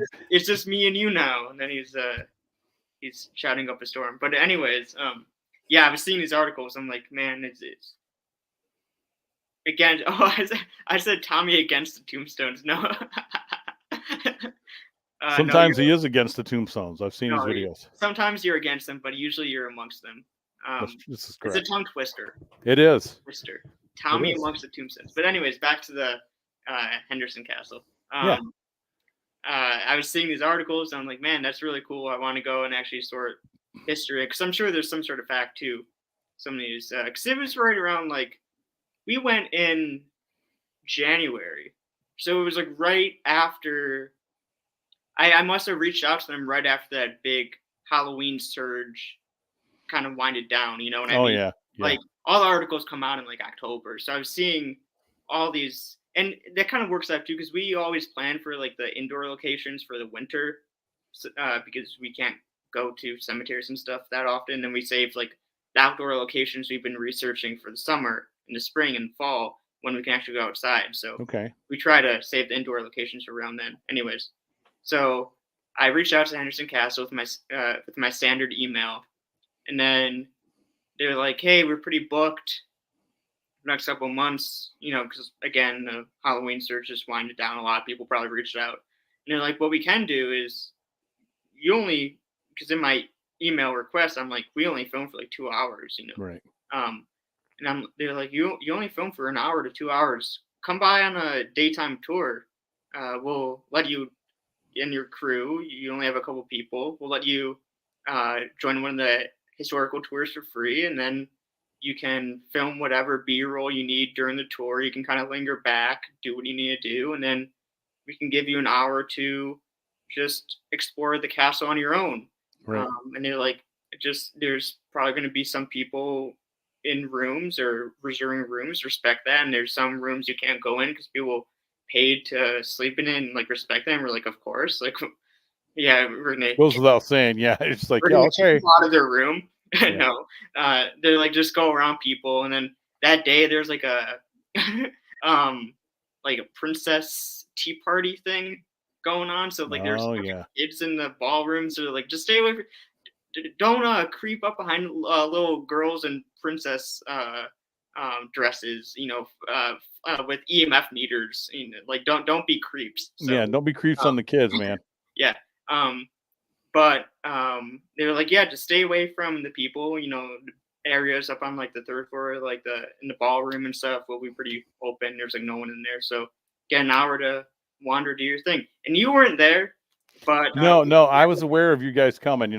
Tommy asked that. I was made aware. Francois makes me aware when groups are going to be there, and I actually was out of town doing an event. I was doing oh, something, so yeah, and it was during the day anyway, so yep. And um, I would have been. Well, he likes me to be there. I would have shared stories with you and talked your head off like I've done tonight. That's all I do, man. That's all I do. It's all good. right. But yeah, and so yeah, we had an hour to explore. The historical tour was great. It was some other guy. I mean, it was no Danny, but it was still a great tour. Was he tall with like old style clothing? Yeah, Name is Alexander. yeah, Alex. Yeah, Yeah, he's cool dude. He helps me do the tour once in a while. yeah, He's a cool guy. He's a yeah, very cool guy. yeah. Alex was cool. He was very cryptic when he brought up the ghost stuff, which I appreciated. Yeah, Um, cryptic and dry. That's Cryptic that's and Alex. I, Yeah, I like that better than like this is you will experience this year and this year and this year, and then that sort of just like creates biases or whatever. and I don't do that on my tour either, brother. I hear So you. so yeah, then we had an hour to sort of explore, and there were those kids there, so we weren't gonna be like dicks and break out the spirit box and ruin their party with the spirit box Scare the blasting. hell out of the kids. Yeah. So we did the spirit box with the headphone method, and we didn't really get much on that. And then we tried what you were referring to in the beds. People were telling us all the time to get those like janky like ghost apps on your phone. So we got a couple and we did a little test. No results out of that. But that one area on the staircase, I forget which landing it was because, gosh, you have to ask Drew. Drew, he knows our videos inside and out. I don't know how he's like the Afterlife Road historian. Did it have the stained glass window in it or not? See, because I remember filming that stained glass window. Yeah. Like I remember the shots I took. I know the cool shots, but I don't. I'll have to rewatch the video. I would It was on imagine. one of the. Yeah, I'm It trying to wasn't the remember your first. video too. I thought maybe it was on the back staircase. What's the staircase where you go up and there's kind of like that like you go a little bit forward, then there's like a 2 steps up to like a closety area. That would be the back steps, because if you did the front steps, it just goes to the second level. So that would be the servant steps. Yeah, it goes up to an area. There's a picture of Jesus, and then you enter the ballroom. Yeah, that staircase right there. Yep. At the ballroom. Is that where you took the picture? I took it from that looking down. Yeah. Okay, so it's that landing there because I remember. My memory is literally like the video, like the shot I'm getting in the video. Everything that happens around me, like you have to ask like the viewers because I'm there. I make the video, I post it. You're focused. Yeah, you're focused, man. It's understandable. I don't rewatch the videos. It's understandable, man. So, like the viewers who rewatch it, like Drew and stuff, they probably know better. But I remember. By the way, Tommy, I'm the better tour guide. I know the history there better than anybody that works there. Exactly. Go ahead. So that back staircase right there by the ballroom, which I guess would make sense because that ballroom area is where we were focusing our main investigation anyway, since that was where there were no people. There were people in some of the rooms, and there were people obviously at that party in the bottom and by the bar.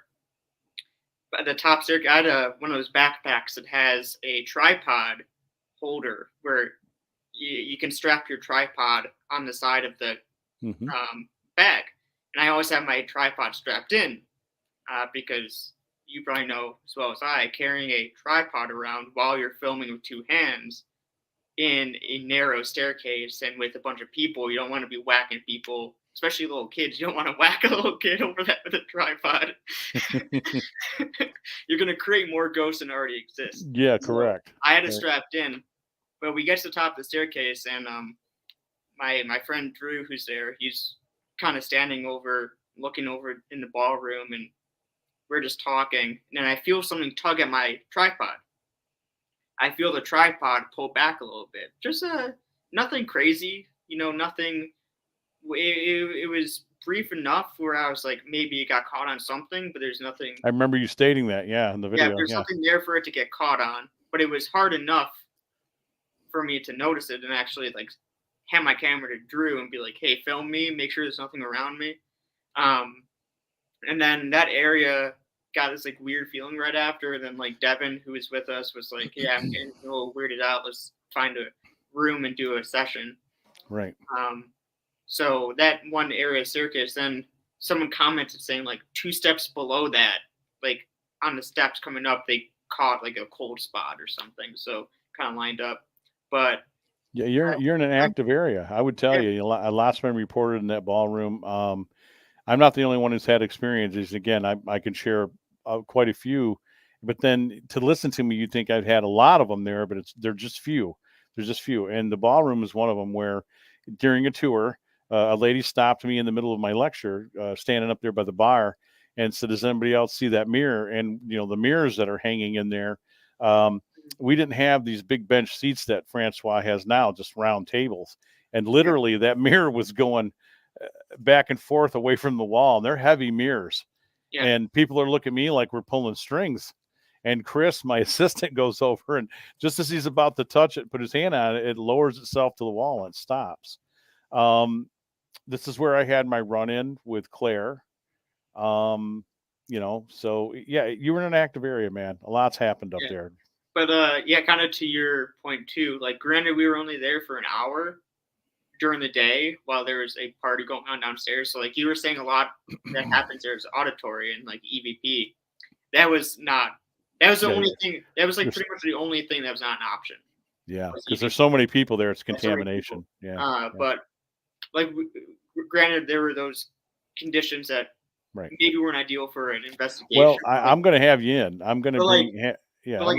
My point being, like, it was honestly one of the coolest places we've been. One of the most memorable investigations that still to this day, like hundreds later, that was 2019, 2020. We've gone on so many since then, and still Henderson sticks out just because the history of the location.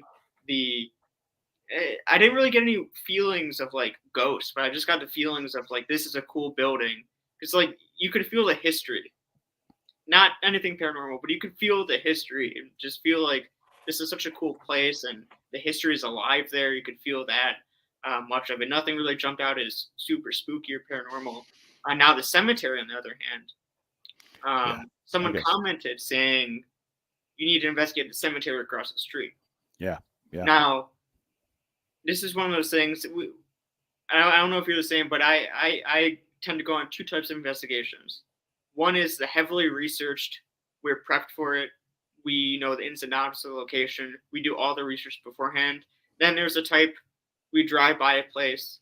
We're like, oh, that might be a cool investigation. And then just go in with absolutely zero knowledge, do all the research after. So I do both. I like both of those. But the cemetery, I kind of took a screenshot of the comment saying, the comment didn't go into detail. They just said there's a cemetery across the street. I guess we didn't realize there's a cemetery when we were there initially. Like, no one at the castle told us there's a cemetery right across the street. I guess we didn't see it because it's kind of which is weird. It's huge. It's right there when you're coming up the hill. Yeah, I guess we didn't realize, but also we were filming a bunch of things back that day, so we were kind of in and out of the castle. Like, and you're focused on other things. Yeah, it's understandable. We were driving through Kalamazoo. This was like a year or two later, because this was like one of our first filmings, like during COVID, like right when things were starting to open back up, like during that summer. And I was meeting one of my friends who lives in the Kalamazoo area, and I hadn't seen her in like a year because of COVID. But we went out to eat, and we were going to go to this other haunted place, and we drove through Kalamazoo, and she's like, "Oh, there's a cemetery." At the same time, I was like, "Oh, there's the Henderson Castle." And I'm like, "Wait, cemetery? Henderson Castle? I think we got a comment about this." So I pull up the comment, And all the comment says is, you should investigate the cemetery across from the castle. And you should. Yeah. So we pulled over, and this was like, we just went on this really intense investigation at a cemetery that looked very similar to the cemetery across from Henderson. So I was like, maybe give me a week or two, because I don't know if I really want to get deja vu and get all creeped out tonight. So how about we investigate? It was like 5 o'clock. And I'm like, how about we investigate for like an hour until the sun goes down? And once the sun goes down, we'll go to our actual investigation spots. So this is sort of like a preliminary just walk around as the sun goes down.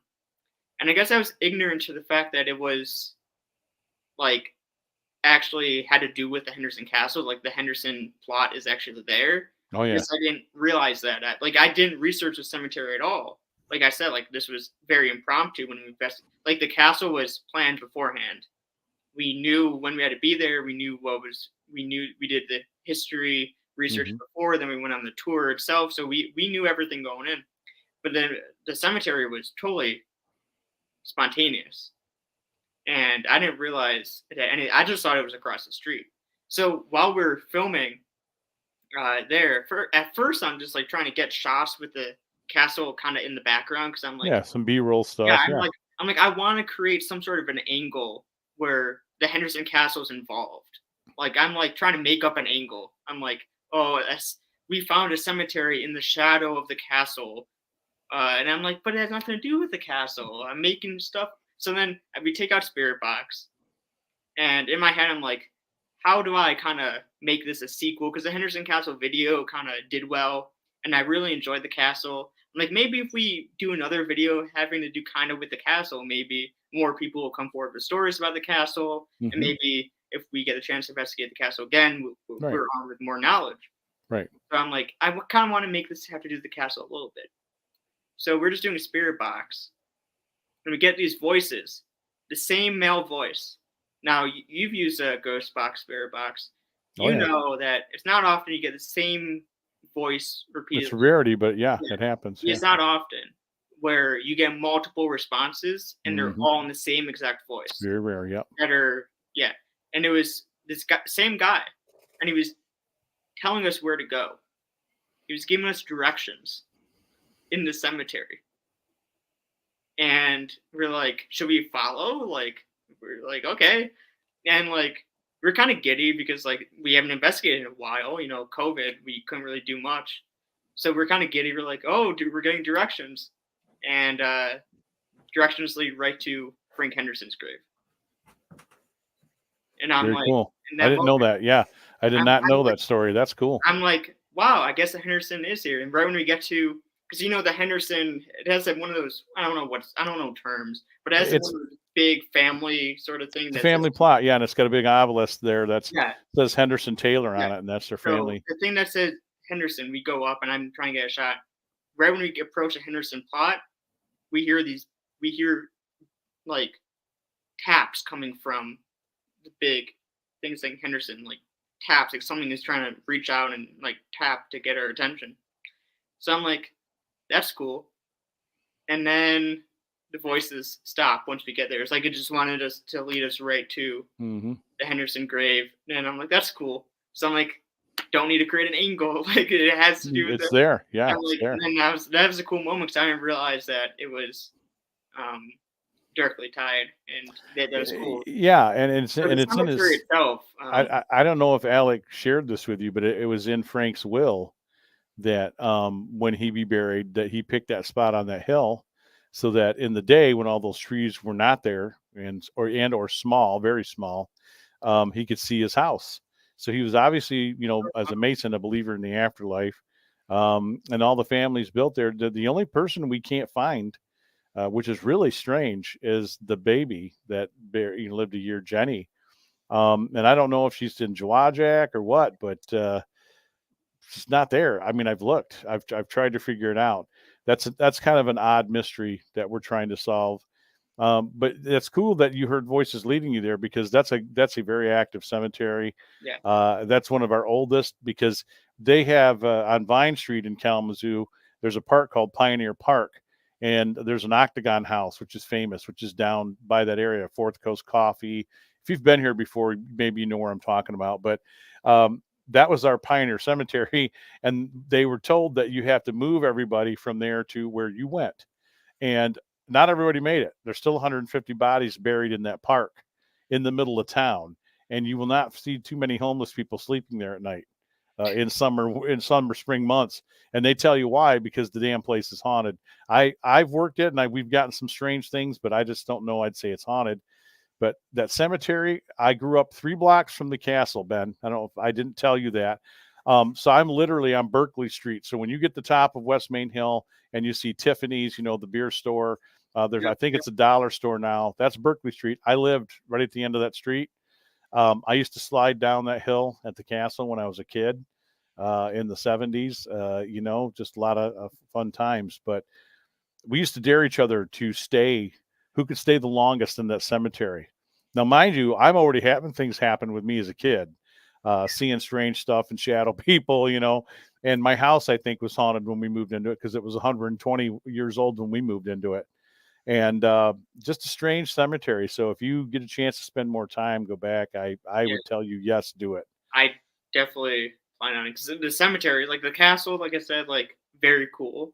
I want to spend more time there because I think if we spend more than an hour, not with a bunch of commotion going on. No, Around. my invite on here Right. over the air is very real. If there's a night we can put it together and we can have like maybe anywhere. I wouldn't want any more than 6 people there. It just gets Oh to yeah, be too much, even though it's a big house. I would say, like with Tommy and a couple of us, if you guys can make the trip in, I'll get you in at night. We'll pick a night during the week. That's the thing. I tell people that during the week they don't have as many people who are booking, obviously, excuse me, at the hotel. So maybe work something out. We'll have you in as a guest, which I have like this with Francois.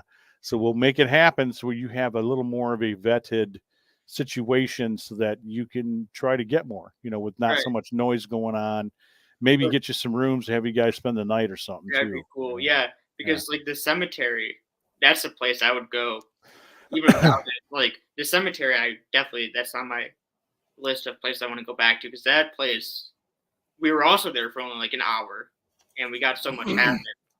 We Did you were do talking any? about doing kind of what you were saying um, when my friend turned 21. We were gonna go back to the Henderson, like all get a room and do Yeah, their wine, but then she turned 21 during COVID, so that didn't work out. But maybe one day.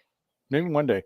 Did you do any research on the cemetery? Because I have a couple things to throw at you about that Uh, cemetery. Maybe you the don't know. Mount Mount Home, the Mountain Henderson. Home Cemetery. Yep. I a little bit. But talk away. I'll tell you. Well, I'll Admiral look it up Byrd, if I already know it. yeah, well, history, you're a history guy. Drew's a Yeah. history guy. Admiral Byrd had excursions to the Arctic and Antarctic. One of his people that were with him on that was a African American gentleman, and we have a historic marker to him, and he's buried in that cemetery. Guy actually went on with, that excursion. The other thing is that a guy by the name of John Fetzer. Now he's way before your time. John Fetzer owned the Detroit Tigers back in the day, back in the 40s and 50s, and he Was also this started. before or after the cassette? Oh boy, this is way before. He Before owned a the radio. Walkman? He owned radio stations here, and among other a lot of different things. He was millionaire, and he started cable television. That's no lie.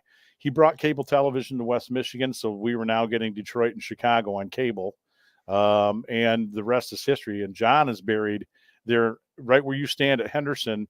If you were to look towards the castle and Mhm. that hill that's to your left, if you go over that hill, he's got Yep, a yep.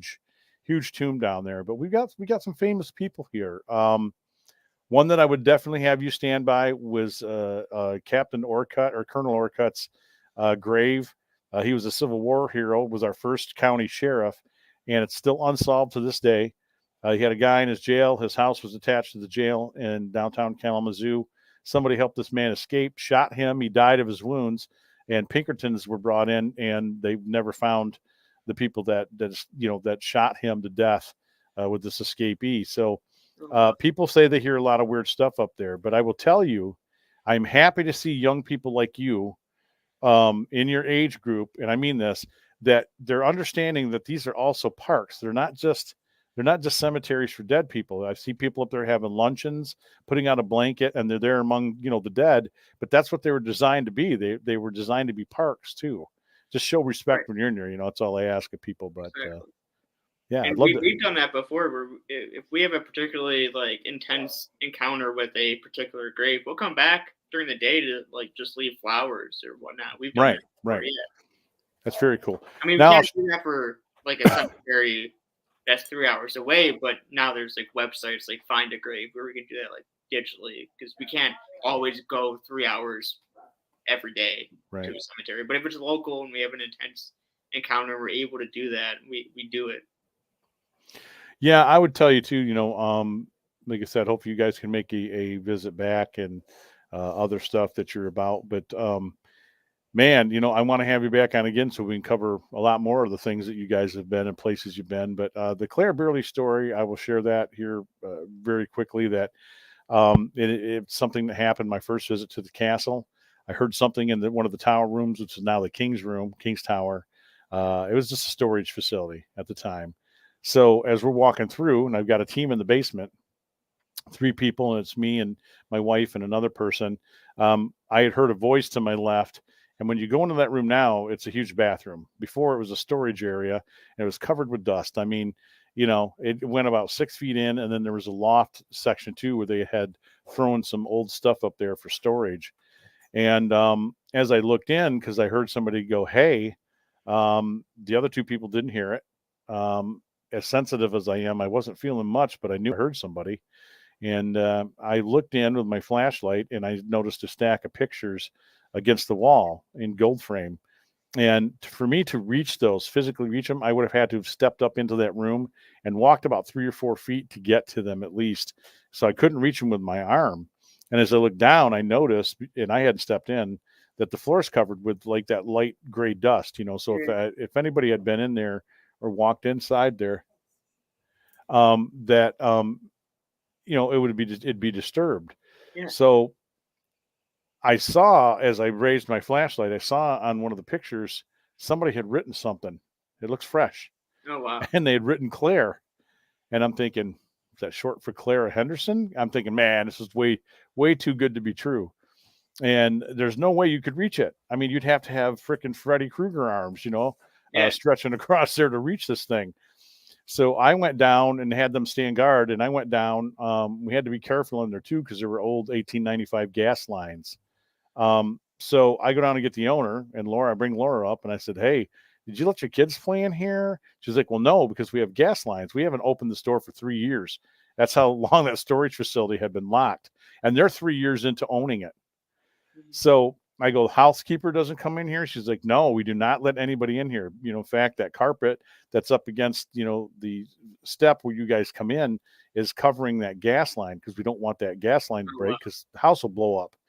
So I'm like, "Well, you've got to see this." So we stood at the doorway. I lit it up, and she's like, "Oh my," one of those reactions because she's like, "Well, how did that get on there?" I'm like, "That's what I'm asking you because I'm thinking somebody's having us on.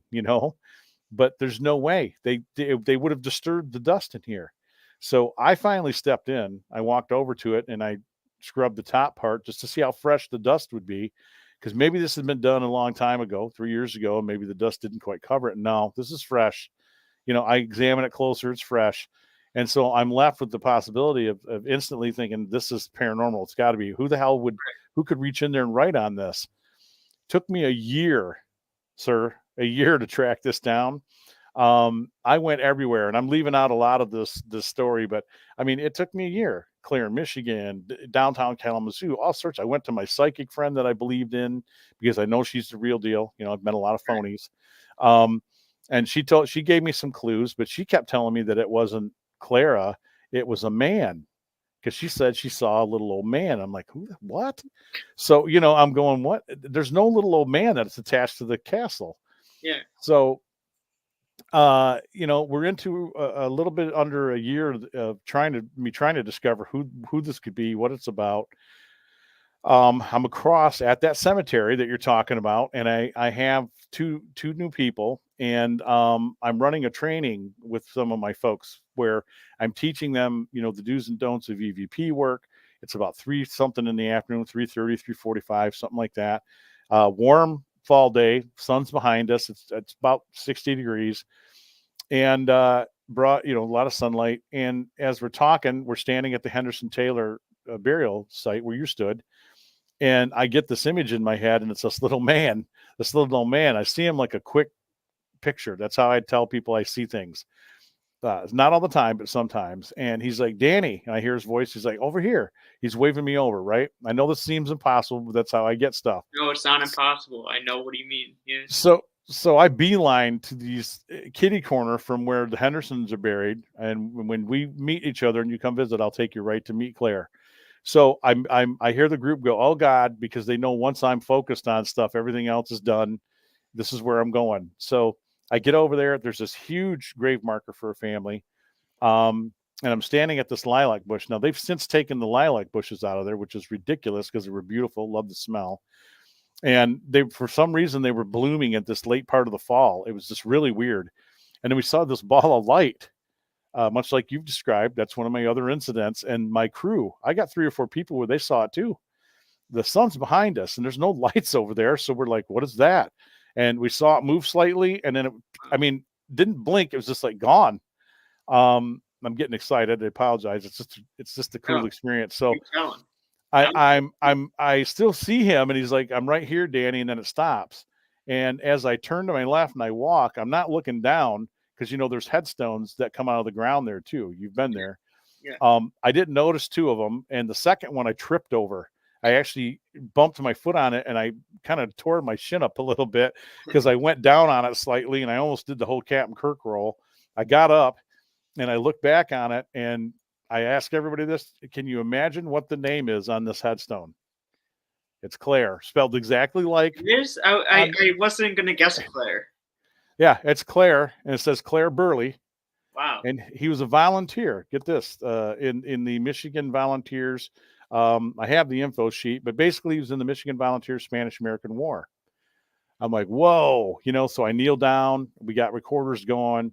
I ask, are you the Claire that had contacted me at the castle? I've been looking for you. Do you need to ask though? I did. I wanted verification. Everything seems to line up. Like it does, but him, you saw the light. It's the skeptic, dude. I'm like, I can't just line it up. I gotta have other parts. I would have asked too, but then you kind of look back and you're like, did I need to ask, or was it obvious? I did. I was kind of thinking, do I need to ask? But I thought I do because that's how I operate. So I played it back live time. We got a groveled yes. I asked if we could take a photo. Played it back again. I waited about 30 seconds after questions. And we got another groveled yes. And then he just kind of stopped talking to us. I became emotional, kind of thinking, I found this guy. For some reason, he came to the castle, which from his grave, I can see the castle. I can see the house. I don't know why I'm looking. Yeah, I'm pointing. It's right there. The castle. There's the castle. So I can see the castle. So I think I found him, but I took the information, and of course, Google was just starting to rear up. A lot of things were happening on the net. That's how long ago this was. And we were still using MySpace, for crying out loud. So was that before or after the cassette? Way after the cassette. MySpace? What about Walkman? Oh yeah, we're talking 90s. Yeah, it's not 90s. I'm sorry, early 2000s. So we were, Facebook had just kind of started its thing, or was around the corner, because I'm vague on that, because I do know that my group had its page on MySpace. So I think we were making the shift.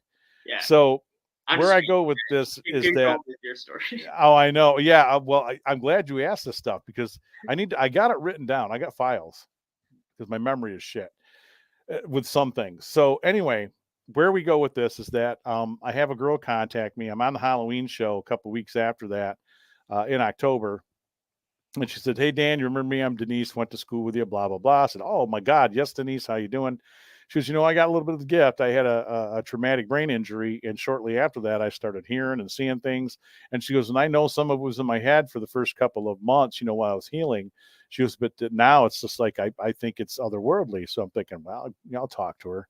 Sound a little crazy, but I talked to her, and she goes, well, I heard you were looking for a research person, and I used to do a lot of records keeping for the county, and I'm into history. I said, well, here's what I've got. I've got Claire Burley. I tried to do the internet search thing. I couldn't find him. I couldn't find him on veterans things, nothing.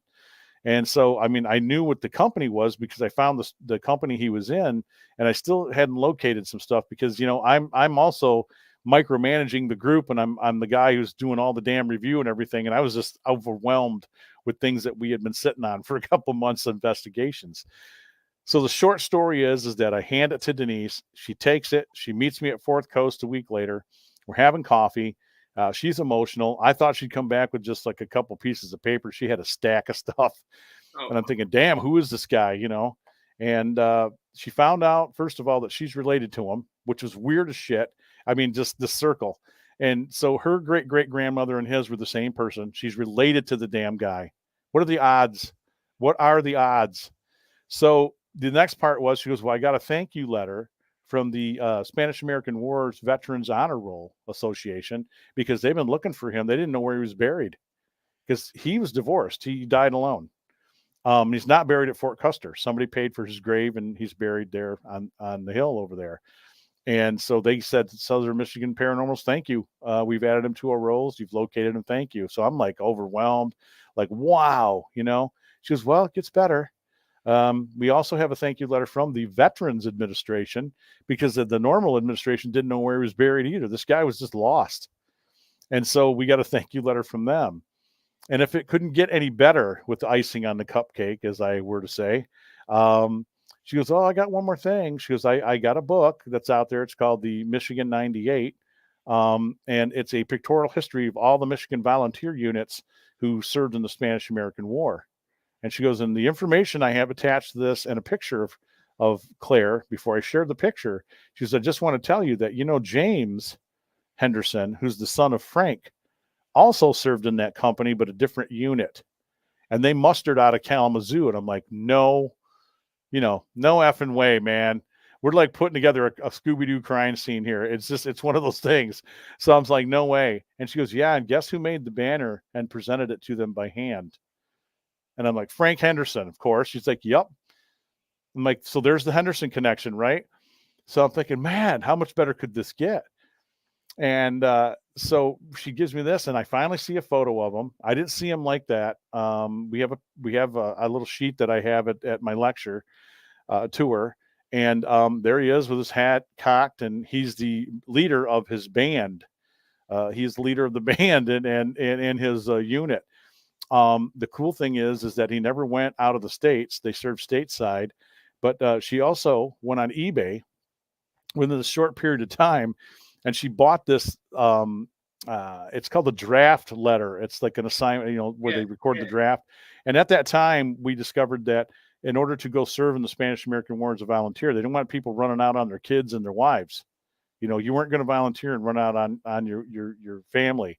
So here's this write-up in this book mentioning him, and there's statements in there from his wife that he is cantankerous and you can have the bastard, in those very words. We have a copy of that. So they divorced. He never had children. Denise was experiencing things for that short week too, where she would hear somebody say Claire, and I'm leaving out again other parts to the story, but I was having run-ins and I was hearing stuff during a podcast, Ben. I with a guest in North Dakota. I had about 3,000 or so listeners. This is when we were doing our live shows, and we downed Blog Talk servers because the minute they heard this woman in my studio say Claire, they crashed because everybody was trying to call into the show to tell me they heard something over the show, and it came out of my studio speakers, dude. This is how weird this story gets. Sorry to underestimate you, Danny. This is one of the best ghost stories I've heard so far. Well, entire years hearing ghost stories, this is one of the best. And I totally thought from the minute you started that the big plot twist was you're going to find someone other than Clara in the cemetery. So then when you were talking about the cemetery, I'm like, oh, this is how the story ends. And then you're like, guess who? And then you were saying all this stuff about the flash image, which I've had a flash image or two. Other people have had flash image. It's always weird. I'm like, okay, I didn't expect that. And then you were saying the orb, then the voices. Wasn't expecting that. And then you said you saw and guess what the name was. I'm like, Claire. Yeah, it's like, weird, Claire. man. That's how the story was going to end. No, it's getting there. It's almost done. So all that activity, once she shared that stuff with me, I made an appointment with Peter and Lauren McNellis, who were the prior owners, and I told them I have something to share with you about that picture. And I came in, and me and Denise gave them the information, and they were in tears. I was in tears. It's an emotional thing because we felt that we were providing a service to somebody who seemed to be lost, and he wanted obviously to be found. I mean, I used to, when you'd go to court against people, we would convict people with less evidence. I tell people that, man, I think we were right on target with this, and it's paranormal. It's paranormal too. Yeah. So the next thing, more than paranormal, it's like weird. Something in the air. I think it's a beautiful story. So it gets to the point where we hand over the information, all the contact that I was having and whatever was going on. Denise, she said, the minute we talked to Pete and Laura, it just stopped, like he was gone. And I didn't really feel his presence anymore, type of deal. So the next thing is, I think it was probably another week or so. Again, it's fuzzy on that, but Laura called me up and said she wanted to meet me at the castle. And I was just done working a double, man. I'm in uniform, badge, and all my crap. And I'm just like, oh, God, and we had just done an investigation in between that period. We were there for a couple hours. I'm thinking, one of my idiots broke something. I got to go write a check. And so I go in there, and she played it to the hilt and told me to sit down in the tea room. Pete would be with me in a minute. And I'm thinking, oh, man. And I wasn't thinking gifts or anything. And so Pete walks in, and he's got this big brown package, and they presented me with that picture. He had wrapped it in brown paper as to not touch any of the stuff on the picture. So what I will show you is that if you look right there, see where it says Halloween, Henderson Castle? That's it. And if I were to pull that off the wall and you get close enough, you can still see Claire written in it. I've preserved it. So they gave that to me as a gift. And I mean, I'm emotional over that too at the time. And You're I told storyteller, Danny, you had the lights off the whole entire time just so you can dramatically turn the light on. Dude, the gold leaf on that frame alone, it's 1890s. I got a couple $1,000s hanging there. That's why I told them no. I can't. I'm not that type of guy. I don't want to take your stuff. And even though it's cool, put it on display at the castle with the story and share the story is where I was. But anyway, Pete told me, he's like, look, dude, you're going to take it or I'm going to shove it up your ass, type of thing. So because we want you to have this. And I think we did him a favor. And to leave you with the end is that we had done a Halloween thing that year. And I had the idea of that I was going to do a ghost tour. We had Halloween stuff on display. End of the night, we were going to have people take a tour with us. And I got the idea of I'm going to do the haunted castle from Disney. So I had actors upstairs with fog rolling across the floor. And there's old time music from the 1890s playing. And they're dancing like they don't see us. I told everybody, you need to act this out as if we're not here. You're living your life, your spirits. Yeah. And we had some play the daughters. We had somebody play Frank. So we get to that room, and I had a black sackcloth, literally a sackcloth, because I wanted something pitch black, and we had low lighting in there. So I had a strobe light plan, and I went and got my son, Paul, my oldest son. He was about 16 at the time. We went and got him costumed up at the Civic Theater in Spanish-American war uniform. They gave us a rifle. He had the holster. He had everything, man. And we painted him up like he was dead, white face and the dark circles in the eyes. And I said, here's all I want you to do. At one point, when I give you this word, here's the cue. I want you to step out and have the rifle. And I want you to look around, and I want you to say these words like, where are all my buddies? Where are my friends? Where's my friends? And then step back into that cloth, because when you'd step back into it, it would part and then it closed again as if he's just going into a black room. Wow. And it was silent because I had my back to everybody, and I had a good 70 people with us on this tour, and I heard sniffling and crying, Ben, and I felt really terrible. I turned around, people were bawling their heads off, and my effect was I wanted to creep them out, not have them cry. So it went over well, and my son didn't know what to do, and so we carried on. But Claire Burley is close to my heart there, and like you had mentioned about taking flowers and stuff. For the longest time, my group was going there and just laying wreaths, and of course Memorial Day, Veterans Day, we go put flags out there, we help out. But I just wanted to share that story with you. Very Hey, very thanks cool for sharing. story. Now I want to go back to cemetery to go pay respects to Claire. Yeah. Now Yeah. that's something I want to do. Not Well, even for an investigation. I will take you there to meet him. I'll take you to meet him. Yeah, I appreciate. So what's on the planning scope for you? What's next for you guys? What's next? Henderson Castle. Henderson Castle. The only thing that's a definitive coming up is we got the Afterlife Road film coming out soon this summer. I'm aiming for like May or June, but we'll see. I was aiming for October, but October came and passed, and then you can't. It's kind of lame to release like a paranormal movie in like November, because like if you pass October, you pass October. You have to wait at least till December to do that. So then I was like, well, if I'm gonna wait, might as well use my time to make it as good as it can be, because kind of a perfectionist. So kind of winding down finally that the film, the post production process. I have the film itself done. I was just like, I've been working on like the script and stuff. But I was just I went to Chicago last week and I took the train. So on the train, I was like trying to finish up the script. So that should be wrapping up here soon. It's a lot harder to write on a train. I didn't expect it to be so bumpy in spots. Yeah, you're like me. Yeah. So, Yeah. I thought it'd be cool to like write on a train. That's what a writer does. He does. Yeah, I get what you're doing. Yeah. But yeah, it's kind of difficult. So I didn't get as much writing done as I anticipated, but I still got enough where I feel like I'm in a better place than I was last week. So the movie should be out by May or June.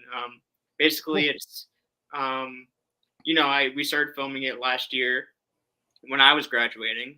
So that was kind of like everyone's like, "Oh, what are you gonna do with Afterlife Road when you graduate?" So I'm like, well, I guess like for a while, Afterlife Road was, college kids.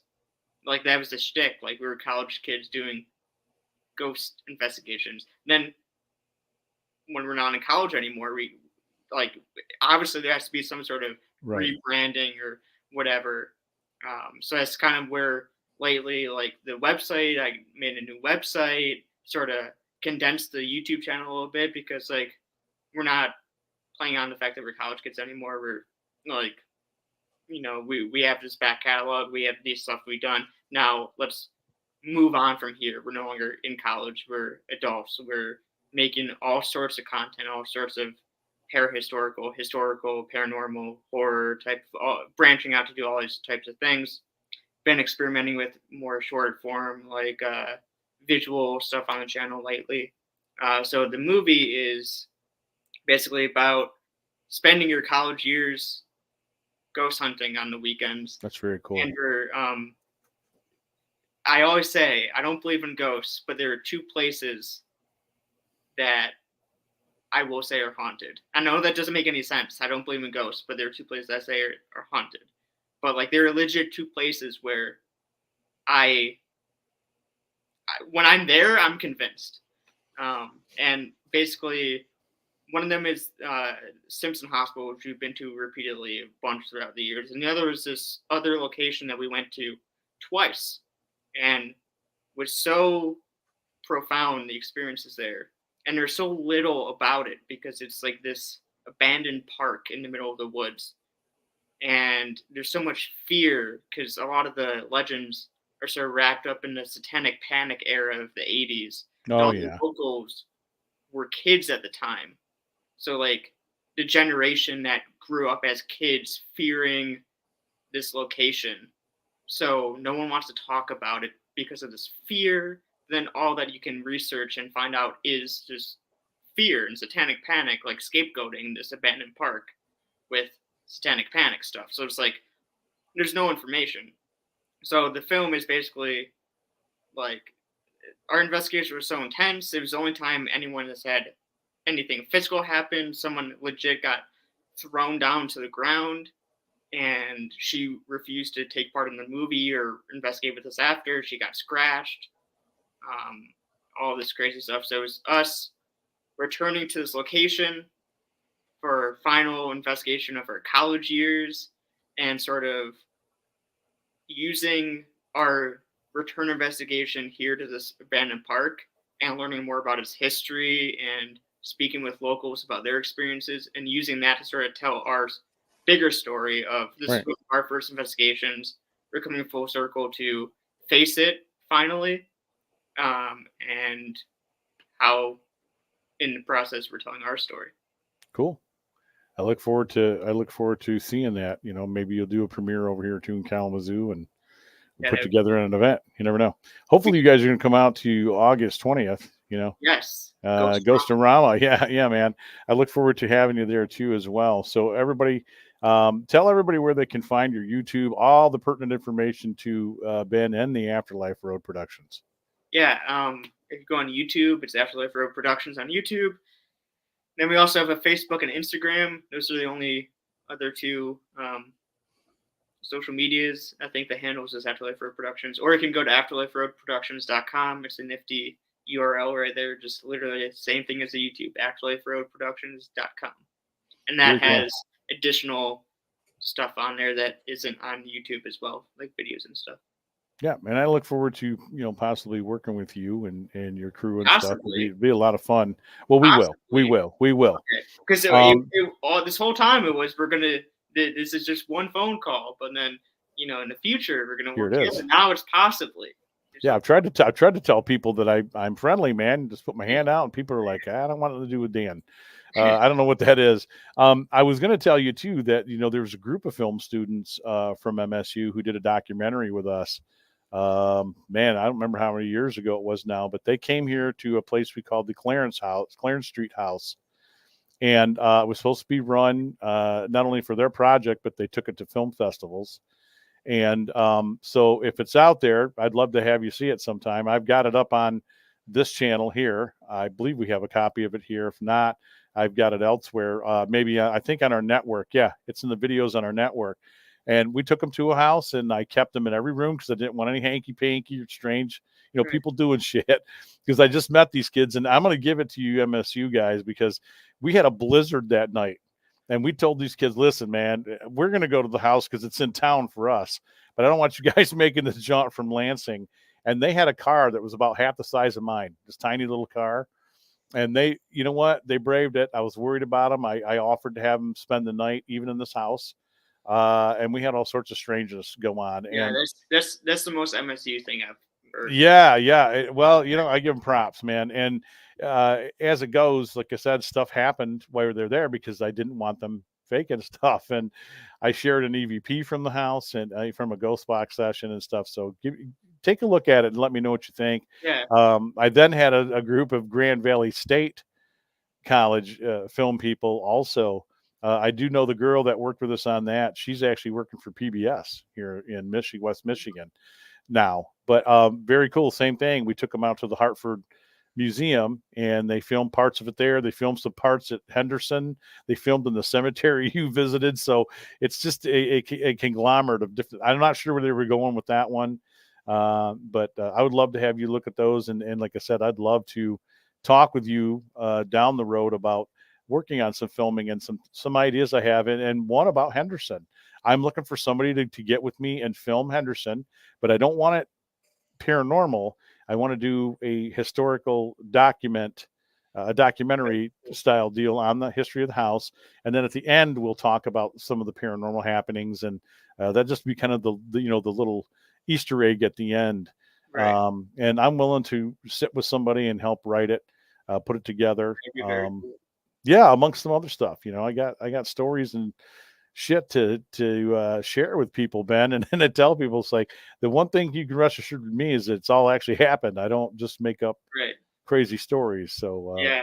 We'll let definitely talk. me. 'Cause I have some ideas too. I think you might be interested in Oh after, yeah, because the Afterlife Road movie's winding down now. So Morrow Road. I now got it. I have time. I always like to have one project I'm working on in the background. So I now hear you. that this one project is winding down, you call me at the right time where I'm looking for a new Yeah, project to work yeah. on. All I would tell anybody out here is, and I've talked to Drew about this. I met some people who are doing a production about the Legend of Morrow Road. That's all I'm going to tell you. This gentleman I met is actually one of the main. He's playing the main actor in this little film, which is based on that legend. And I'm talking about projecting up and going up to check this place out. Daytime reconnaissance, filming, and then at night maybe give it our shot. A couple nights maybe, and Yeah. see what we get. Yeah. Everybody's got a crybaby bridge in their state, man. Every Yeah, you state's got messaged one. me about that because I, Nuts. I was at some investigation. Some EMT was, it was, we were doing some tour somewhere, and then this EMT we met.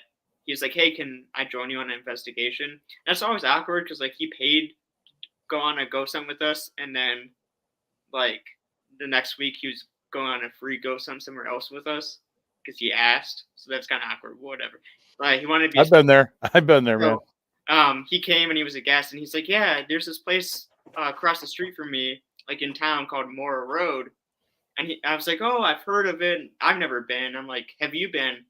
Apparently, there's like the one that exists now isn't the one that actually is a legend. So I don't know. He seems to know a little bit about it. I can message him, like I told you, to I'm do with you on that. a I tried lining it up, and it's like that does not look yeah. like the same. Yeah, so I it is. can We'll message figure him. it out. Apparently, he knows a little bit because We'll apparently, figure it out.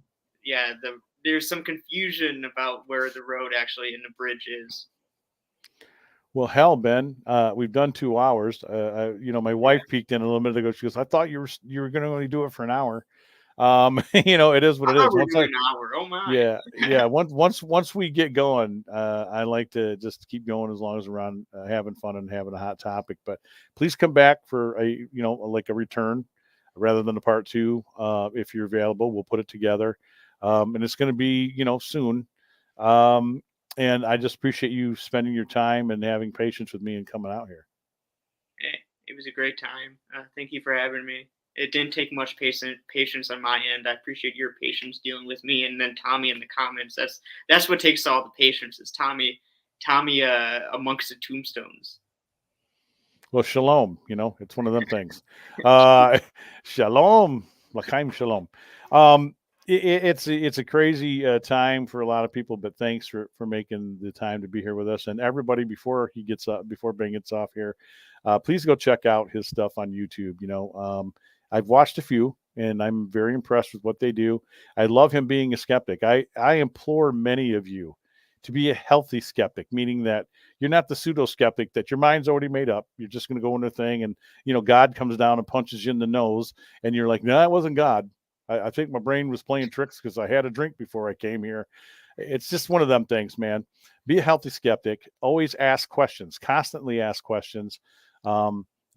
Scientific method, man. I got the board here somewhere. It's way back in the corner over there, and I tell people this is what I operate on first, and then I kind of go from there.